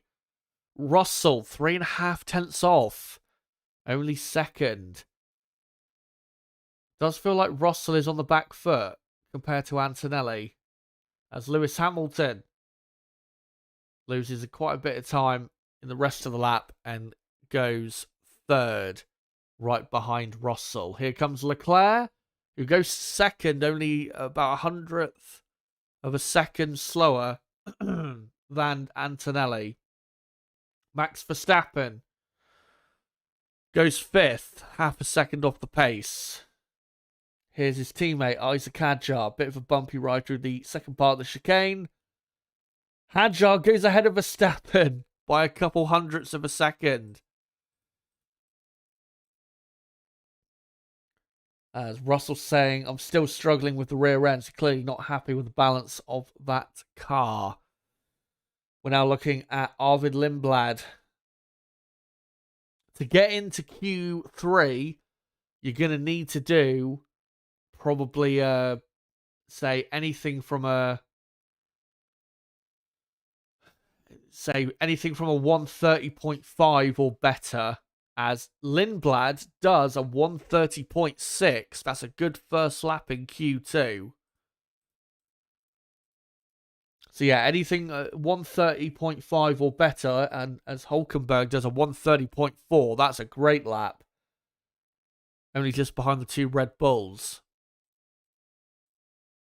And Hulkenberg goes 7th as Piastri does a purple first sector. Lawson goes 9th. Bortoleto goes up to 3rd. Wow, a 130.0. Bortoleto in the top 3. Audi continuing to impress as Oscar Piastri continues his lap as Franco Colapinto goes up to P10. Pierre Gasly goes 6th as Piastri has done a purple first and second sector. McLaren now showing their hand as Piastri comes to the line. And that is a very strong lap, a 129.4. And he goes quickest by 0.3 of a second. That is going to get Mercedes a bit worried as Lando Norris goes 3.5 tenths slower into 4th.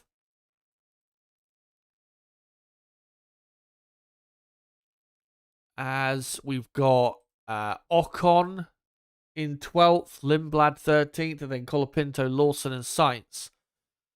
So currently, with 8.5 minutes to go in Q2, Piastri quickest with a 129.4. Again, that is an absolutely brilliant lap time for Q2, assuming McLaren can find more pace in Q3. Antonelli, 2nd, Leclerc 3rd, Norris 4th, Bortoleto 5th, and then Russell, Hamilton, Gasly, Hadjar, and Verstappen. The Red Bulls only barely into the top 10 at the minute. And then in the drop zone, Hulkenberg, Ocon, Lindblad, Colapinto, Lawson, and Sainz. Hulkenberg, though, surely can do better than P11, considering Bortoleto's up in 5th. As we're looking at the fans, packed in the grandstands, watching the action. And yeah, Hulkenberg, 0.3 slower than Bortoleto. So Hulkenberg, I'm sure, can improve by at least a couple tenths of a second. But that's a great lap from Bortoleto. And I think Bortoleto has done definitely a good enough lap to get into Q3. I did say anything from a 130.5 or better would be good enough, but that's clearly incorrect because Hulkenberg has done a 130.4 and he's in the drop zone. So I think probably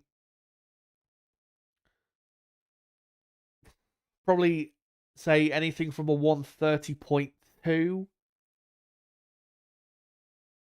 or better. I think we'll probably get into Q3.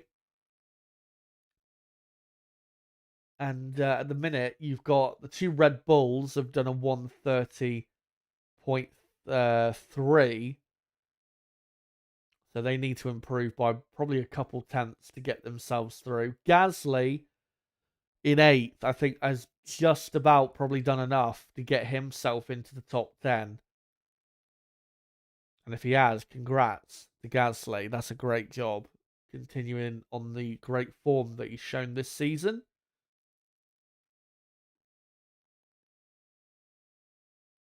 As George Russell starts a new lap, can he find a lot more speed? As he's coming through the S's, we can see the battery. And thankfully, through the S's, he doesn't need to lift and coast too much because they're not losing really any battery through that part of the lap. As now up to the hairpin. He's still got about 3/4 of a battery left, or nearly full battery left as he exits the hairpin. And now comes up to the spoon curve.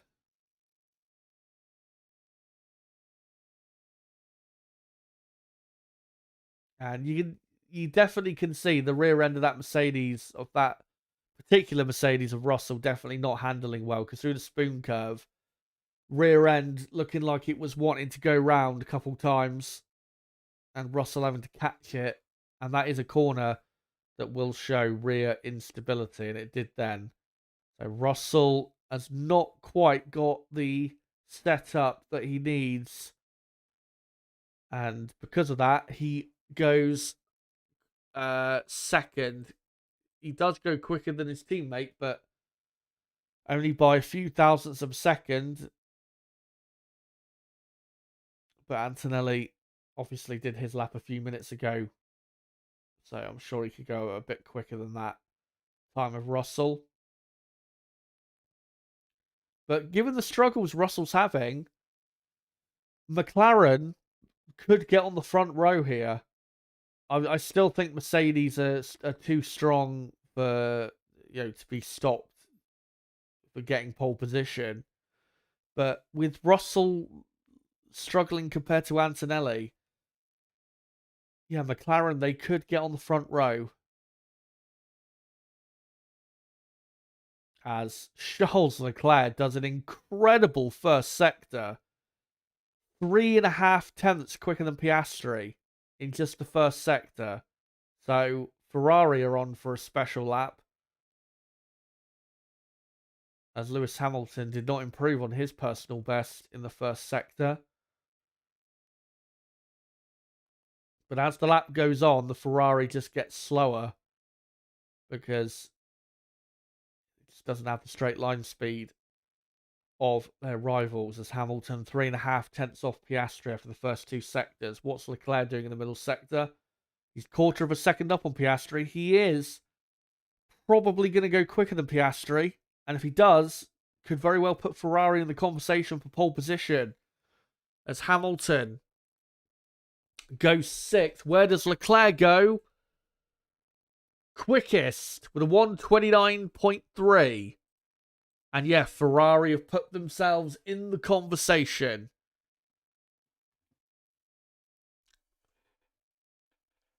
So don't go anywhere, guys, because this is going to be a lot closer, the fight for not just pole, but the front, say, 4 or 5 positions than I think we expected. As Max Verstappen has started his final lap of Q2.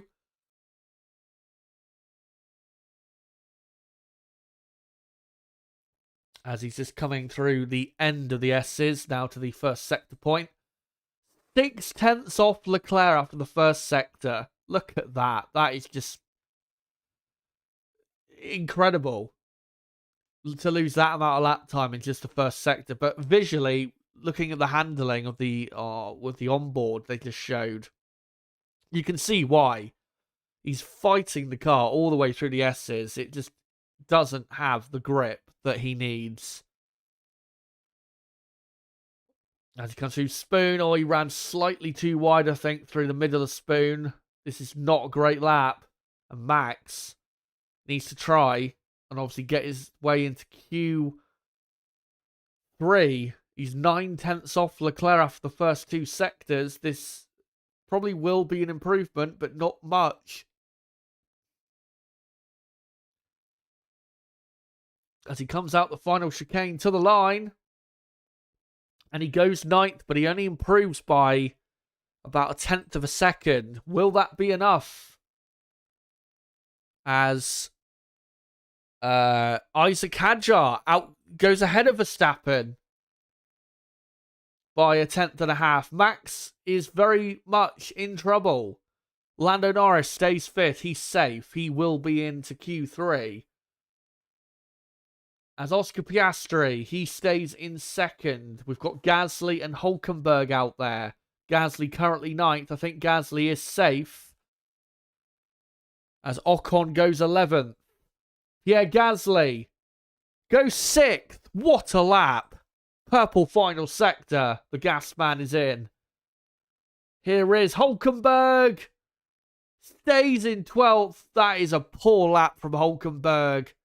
And he's out after looking so good all weekend. Colapinto's up to 13th. He's out. Here comes Bortoletto. Purple final sector, but stays in 8th. Can Red Bull get both cars into Q3? They might just do so, you know. Here comes Lindblad. No, Lindblad gets into the top 10 and pushes Verstappen out. Max Verstappen is out in Q2. And might get even worse yet because Liam Lawson's still out there. I'm not sure if Lawson's on a lap, though. No, Lawson, he does complete a lap and he goes 14th. So Verstappen is going to start from 11th. He was 10 positions or 11 positions higher last year. Now he's 11th. As Antonelli goes quickest with a 1:29.0. There you go. That's a lot more like it from Mercedes. As Lewis Hamilton now goes up to 4th.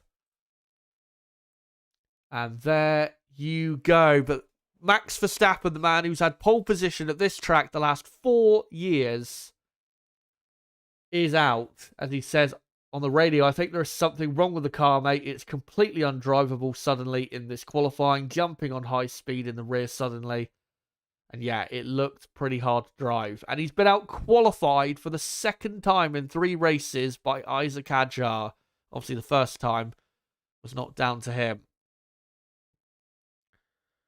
But if the car isn't good enough for Max, then you know it's bad. And that Red Bull car is bad.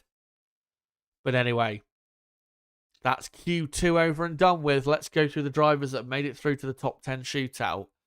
Kimi Antonelli, Charles Leclerc, Oscar Piastri, Lewis Hamilton, George Russell, Lando Norris, Pierre Gasly, Gabriel Bortoleto, Isaac Hadjar, and Arvid Lindblad. What a drive from him, getting that car into the top 10. I don't think the Racing Bulls really was quick enough, but he produced a great lap at the very end there. And knocked out in Q2, Max Verstappen, Esteban Ocon, Nico Hulkenberg, Liam Lawson, Franco Colapinto, and Carlos Sainz.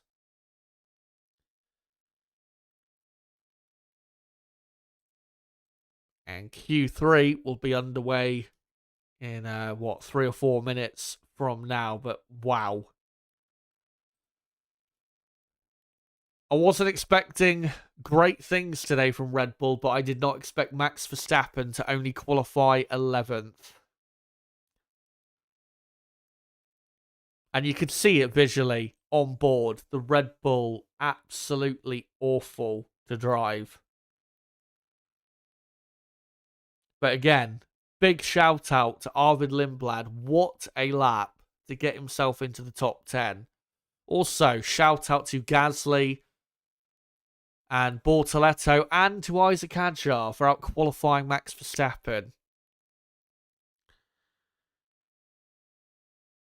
And be interesting to see those final 2 rows of the top 10 from 7th to 10th. Be interesting to see who ends up where. But in terms of the fight for pole, again, still looks like Mercedes have got the advantage, but Ferrari and McLaren don't look a million miles away, and they don't look anywhere near as far away as we expected. So this is going to be a very interesting final part of qualifying. But I think I'm going to finish up the results of the poll that's been running in the chat for that's been running for a bit.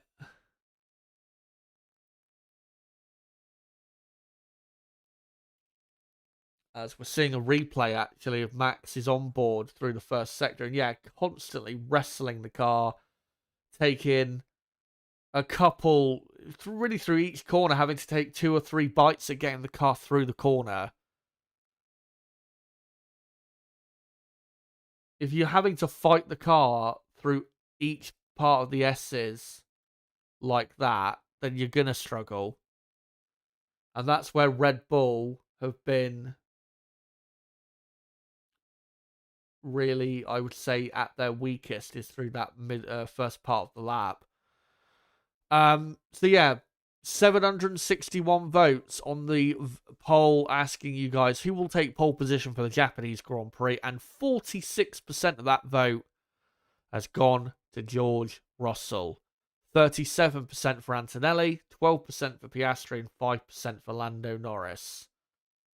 And yeah, they showed a replay as well of Max going through the spoon curve.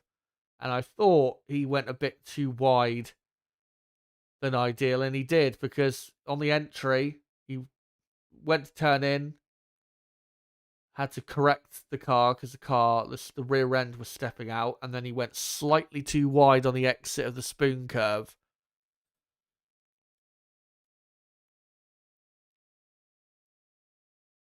So, without that little mistake, would he have got through? Maybe, but I mean, yeah, it's not down to him. It's the car is just not there.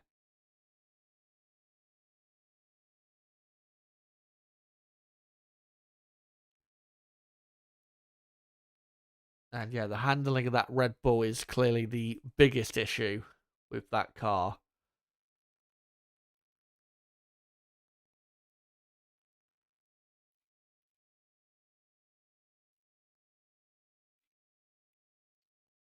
As Lindblad, we're seeing on the radio saying, or he's celebrating, getting into the top 10, something that he definitely wouldn't have expected this time yesterday, because this time yesterday he only did one lap in practice 2, wasn't even able to get a lap time on the board. And a day later, he has made it into the top 10. His second Q3 appearance in the first 3 races of his Formula 1 career. Very much is impressing us and many people. Is Arvid Lindblad, the newest kid on the block. And there's a pretty quick kid on the block they're showing on the broadcast, Kimi Antonelli, who was quickest there. And by the looks of it, with Russell having his setup and handling problems, looks like Antonelli is the clear favourite for pole. If Russell cannot get onto the front row at least, then this pole position will be crucial for Antonelli to put at least a car between himself and his teammate, even if Mercedes don't get a great start tomorrow with both cars. At least Antonelli would have that advantage. But let's see what Russell can do, as Q3 is, I think, about to get underway, as the Ferraris are about to be released. And now Q3 is underway, as we're seeing Gabriel Bortoleto and Pierre Gasly and Lindblad and Norris about to come out onto the circuit. In that fight in the midfield, personally, I reckon we'll see. I think we'll see probably Bortoleto and Hadjar probably on the 4th row. Watch out for Bortoleto.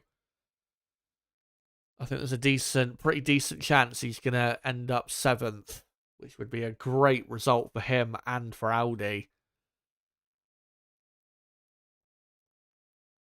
As now the Ferrari's released from the garage. Q3 has begun. I'll sync up the timer in about 35 seconds time, so don't worry, guys. I will get that on screen.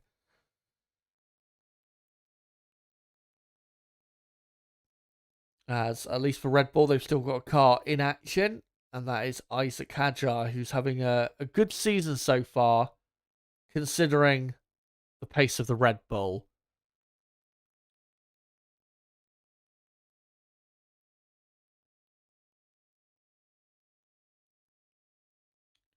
As we're looking at Antonelli just coming through the final chicane and about to start his first attempt at pole position at Suzuka. This track is where the drivers really show why they are the best of the best. And can Antonelli show that in the next 10 minutes or so? As he comes through the S's, looking absolutely glued, that Mercedes car, to the racetrack. And the first sector, a 31.8. That's a pretty strong first sector. Russell, though, slightly quicker, and I mean slightly quicker, as Antonelli kissing the apex of the hairpin. The front end of that Mercedes, pretty strong. Not quite as strong on the Mercedes of Russell, though. He had a bit of a correction through the hairpin. As Antonelli through spoon. Car looking planted enough. Wasn't quite the best run through spoon. As Russell has a bit of a better run through there.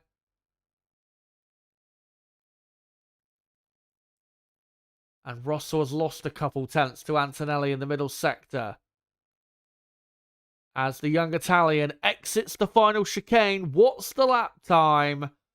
Oh, it's good. It's a 1:28.7. That is a stonker of a lap time as George Russell goes second on a 1:29.0.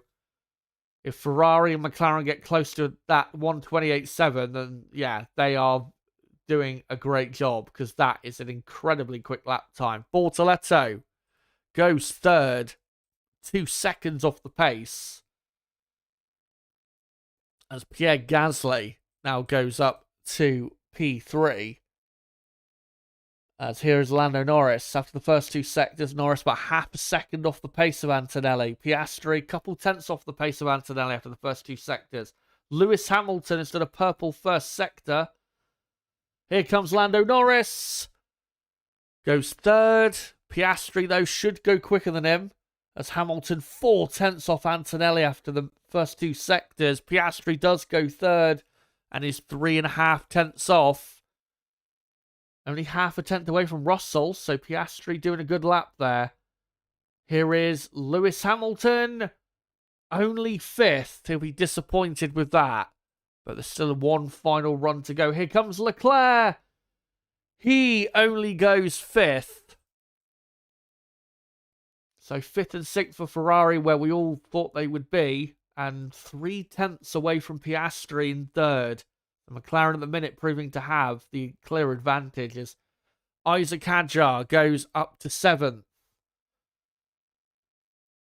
Comfortably quicker than Gasly.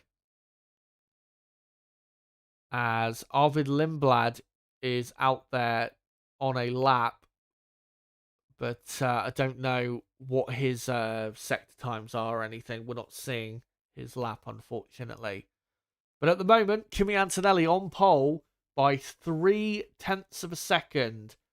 That is a pretty healthy margin. And honestly, I don't think Russell and the rest can beat him. I think that 1:28.7, that is just way too good.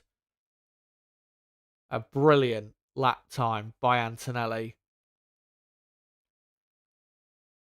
As he's already back in the garage. As Lindblad pits, so maybe he made a mistake. He hasn't officially set a lap time, so he remains in P10. So the top 10, with just under 7 minutes to go in qualifying, is Antonelli, Russell, Piastri, Norris, Leclerc, Hamilton, Hadjar, Gasly, Bortoleto, and Lindblad.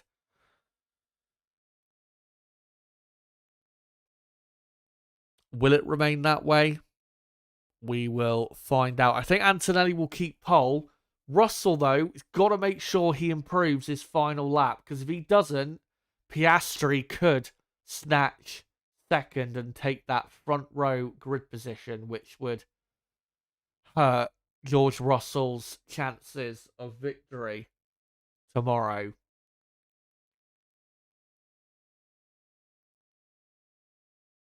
As Lando, oh no, that's Oscar Piastri being wheeled back in. Piastri's had such a good weekend. He's been comfortably quicker than teammate Norris. And he has been taking the fight to Mercedes where he can, even though Mercedes have still got the comfortably the quicker car.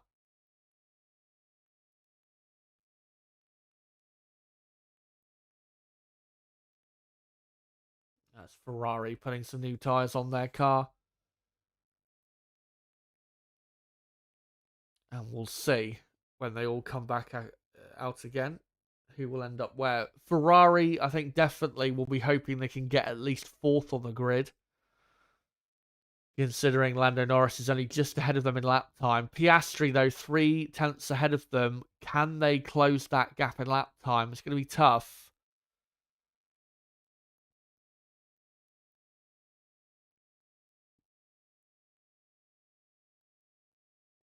As Leclerc is having a quick sip of water, which I'm going to do right now, as we've got 5 minutes left in qualifying now.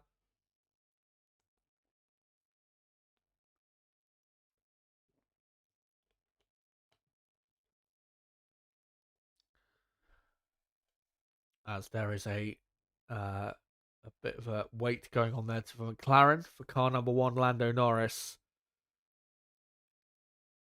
as he's just being fueled up for that final run.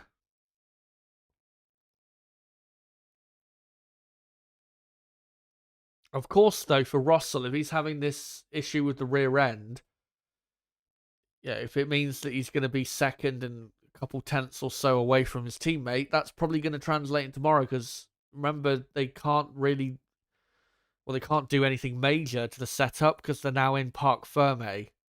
So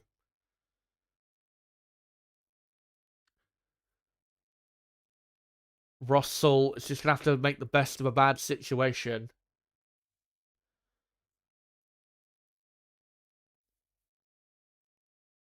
As we see the McLaren pit wall there with Zach Brown and Andrea Stella. Of course, the world champion team for the last couple of years. As out comes the 2 Mercedes, now the 2 McLarens, Hadjar, the 2 Ferraris, and, well, everyone who is still remaining in this session. We've got, 7 different teams in this final part of qualifying. 2 Mercedes, 2 McLarens, 2 Ferraris, and then 1 Red Bull, 1 Alpine, 1 Audi, and 1 Racing Bull.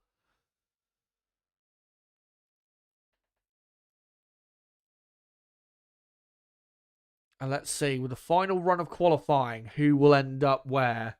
Remember, pole position at this circuit has been very successful in converting that to a race win. If you look at the last 10 years, the man on pole has gone on to win every single time except for 2019. So if you take pole here in Japan, you have done, statistically speaking, most of the job.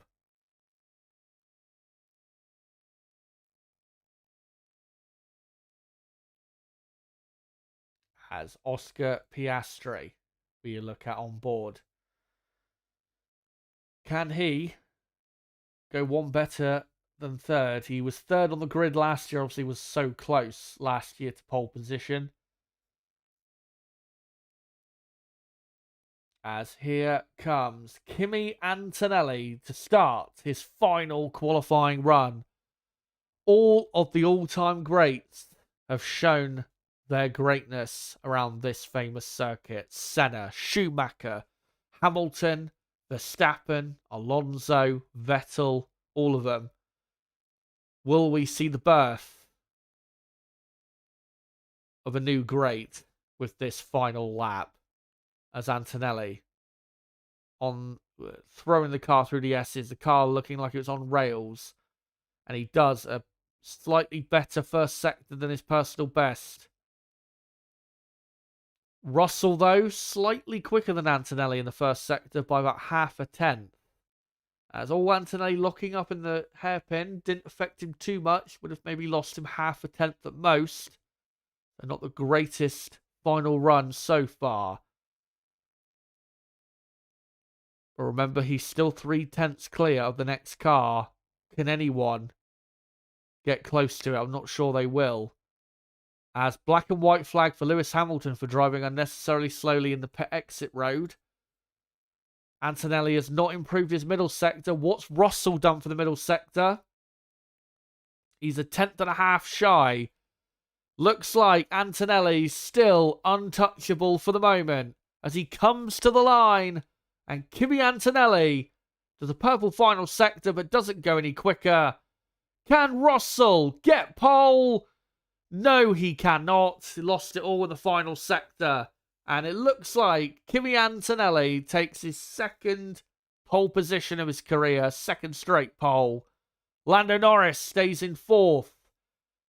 Here comes Oscar Piastri. Can he get onto the front row? No.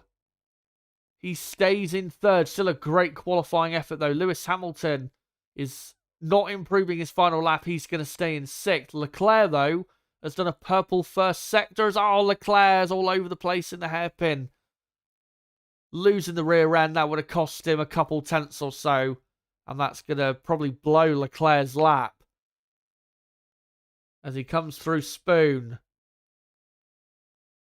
Car looking pretty nailed. Oh, I was going to say pretty nailed through there. And he gets on the power too early. Gets over to oversteer on the exit as Bortoleto goes 8th. Leclerc is not going to improve on this lap. As Lindblad finishes up in 10th.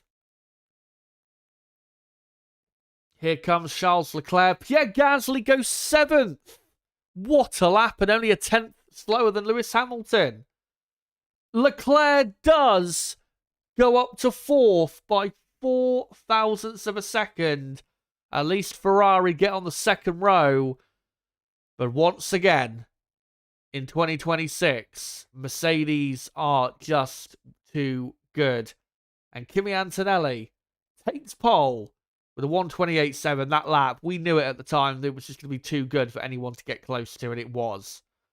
Antonelli on pole, Russell second, and then Oscar Piastri third. Great effort from him. Leclerc fourth, brilliant from Leclerc, despite the couple errors, still dragged it onto the second row. Norris fifth, he'll be disappointed with that. Had to be 3 tenths off his teammate.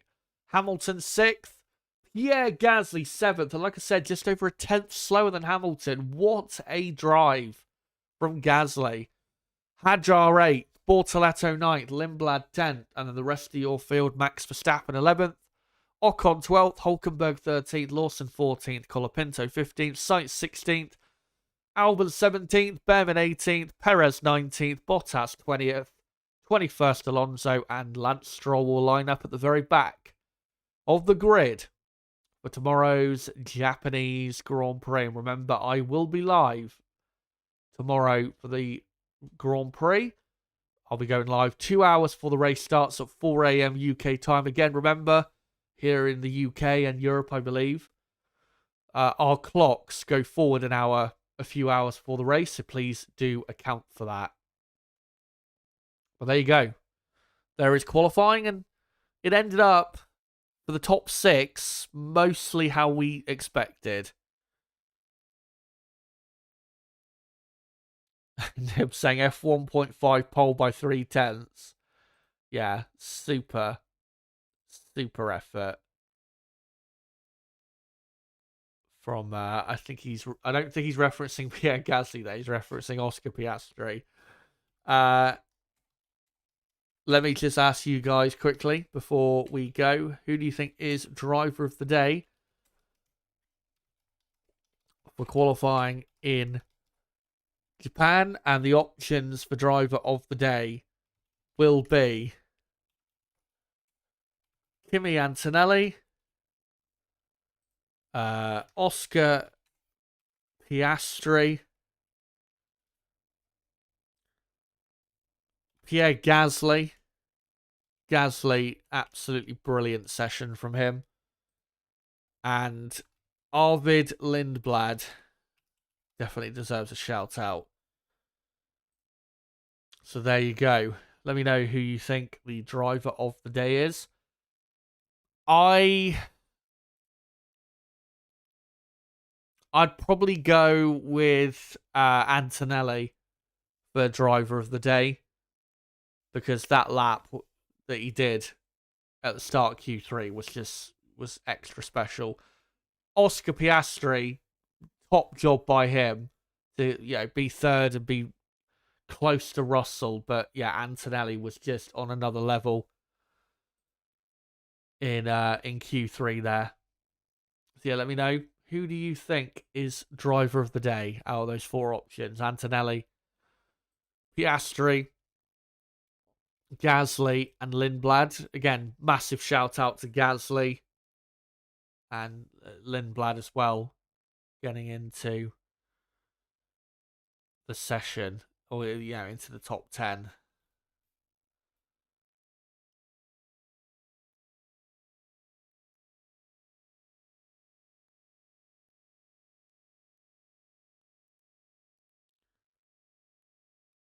Ken Jack says, driver of the day, Lindblad has no real right to be P10. Absolutely. I think he's a very strong shout for driver of the day. Him and Kimi. And good to see Lindblad starting his career well. I thought he'd have a decent season, decent debut season, but I didn't think he would start this strongly. I'll be honest. So, good to see.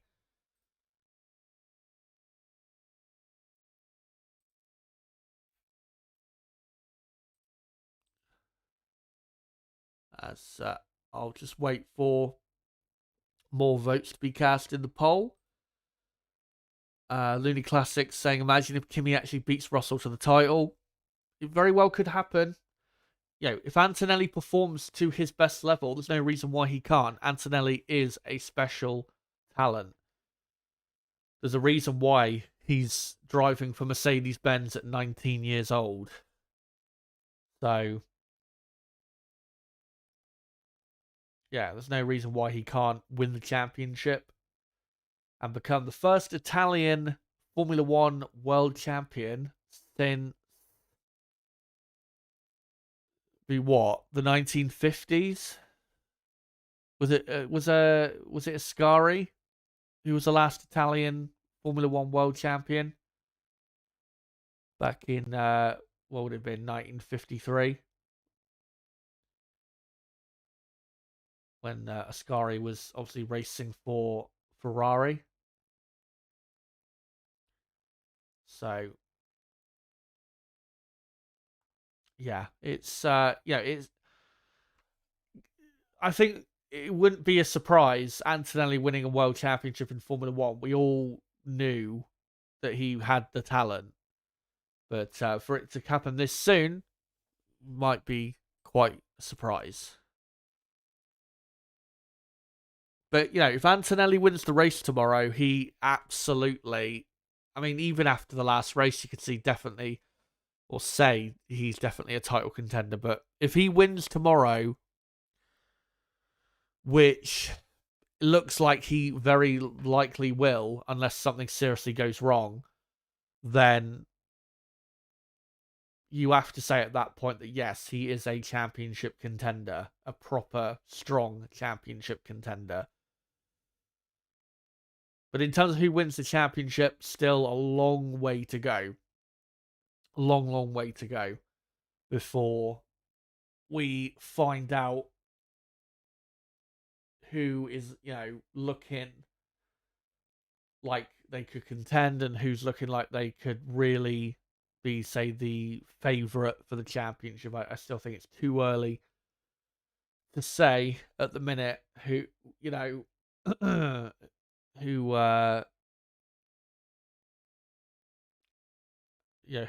is looking the favourite out of Antonelli and Russell.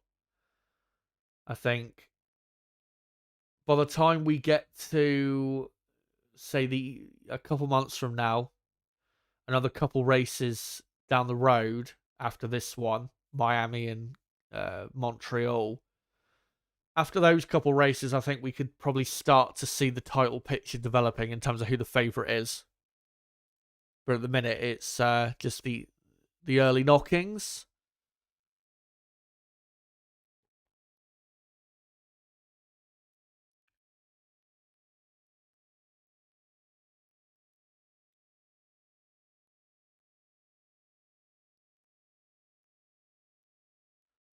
Steve McRae says, I am enjoying all the conversations I've been watching. Make that reading since 1954. Sadly, I don't have a photographic memory like so many of you do, so I'll put it off to my age. Well, great to have you with us. And, still enjoying the sport. Or at least enjoying as much as you can. Obviously, these cars not exactly the peak of what Formula One should be. But, yeah.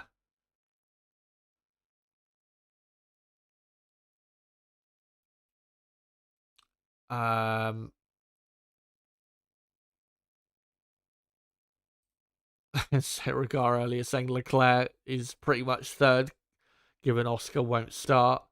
Let's not jinx him. Hopefully Piastri can at least start the race.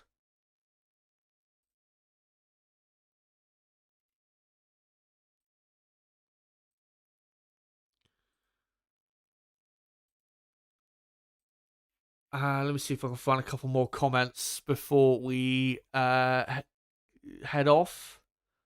As we've got a clear winner for driver of the day. Oh, I'll get into in a moment.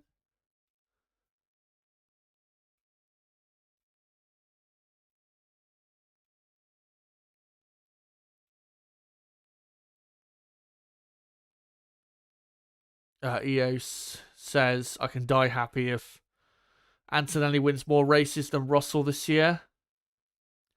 I know Russell isn't everyone's cup of tea. As a driver, I like Russell a lot, but as a person, in terms of his personality, definitely not my cup of tea. Put it that way. But yeah, I think we'll just finish up these poll results because we have a clear winner for driver of the day. 61 votes. And I asked you guys, who do you think driver of the day for qualifying in Japan? 69% of the vote goes to Kimi Antonelli. 16% for Piastri, 8% for Gasly, and 7% for Arvid Lindblad. Antonelli, yeah, I think deserves driver of the day. And we'll see whether Antonelli can join the long list of people that have taken pole and converted it into victory here at Suzuka. We'll see if he can join that list and become another one of the greats who wins at Suzuka. And we'll find that out tomorrow. And like I said, right as qualifying finished a few minutes ago, I will be live for the race watch along tomorrow morning. I'll be live at 4 a.m. UK time, 2 hours before the race starts. Again, at 1 a.m. UK time, our clocks here in the UK go forward an hour, and I'm pretty sure it's the same in Europe as well. So again, please do account for that. If you are awake a few hours before the race, just remember that I'll be going live 2 hours before the race, whenever that is for you guys, in terms of when the race starts. So, yeah, just please do remember that and adjust accordingly. So, yeah, I'll be live tomorrow morning. Niblo, who was in the chat, he will be joining me on commentary for tomorrow's race. So make sure to join us for the Japanese Grand Prix, and hopefully it will be a decent, at least, Grand Prix to cover. Thank you guys for coming along for this qualifying stream. Been great to see you all. Hopefully you have a great rest of your Saturday. Before you go, if you are new to the channel, don't forget to subscribe for more content like this. For everyone watching, make sure to smash a like button before you go. Let's try and get as many likes on this stream as we can. But yeah, until tomorrow's race watch along for the Japanese Grand Prix, like I said, enjoy the rest of your Saturday, guys. And until tomorrow, this time tomorrow, it has been me, Chazza HD. Goodbye.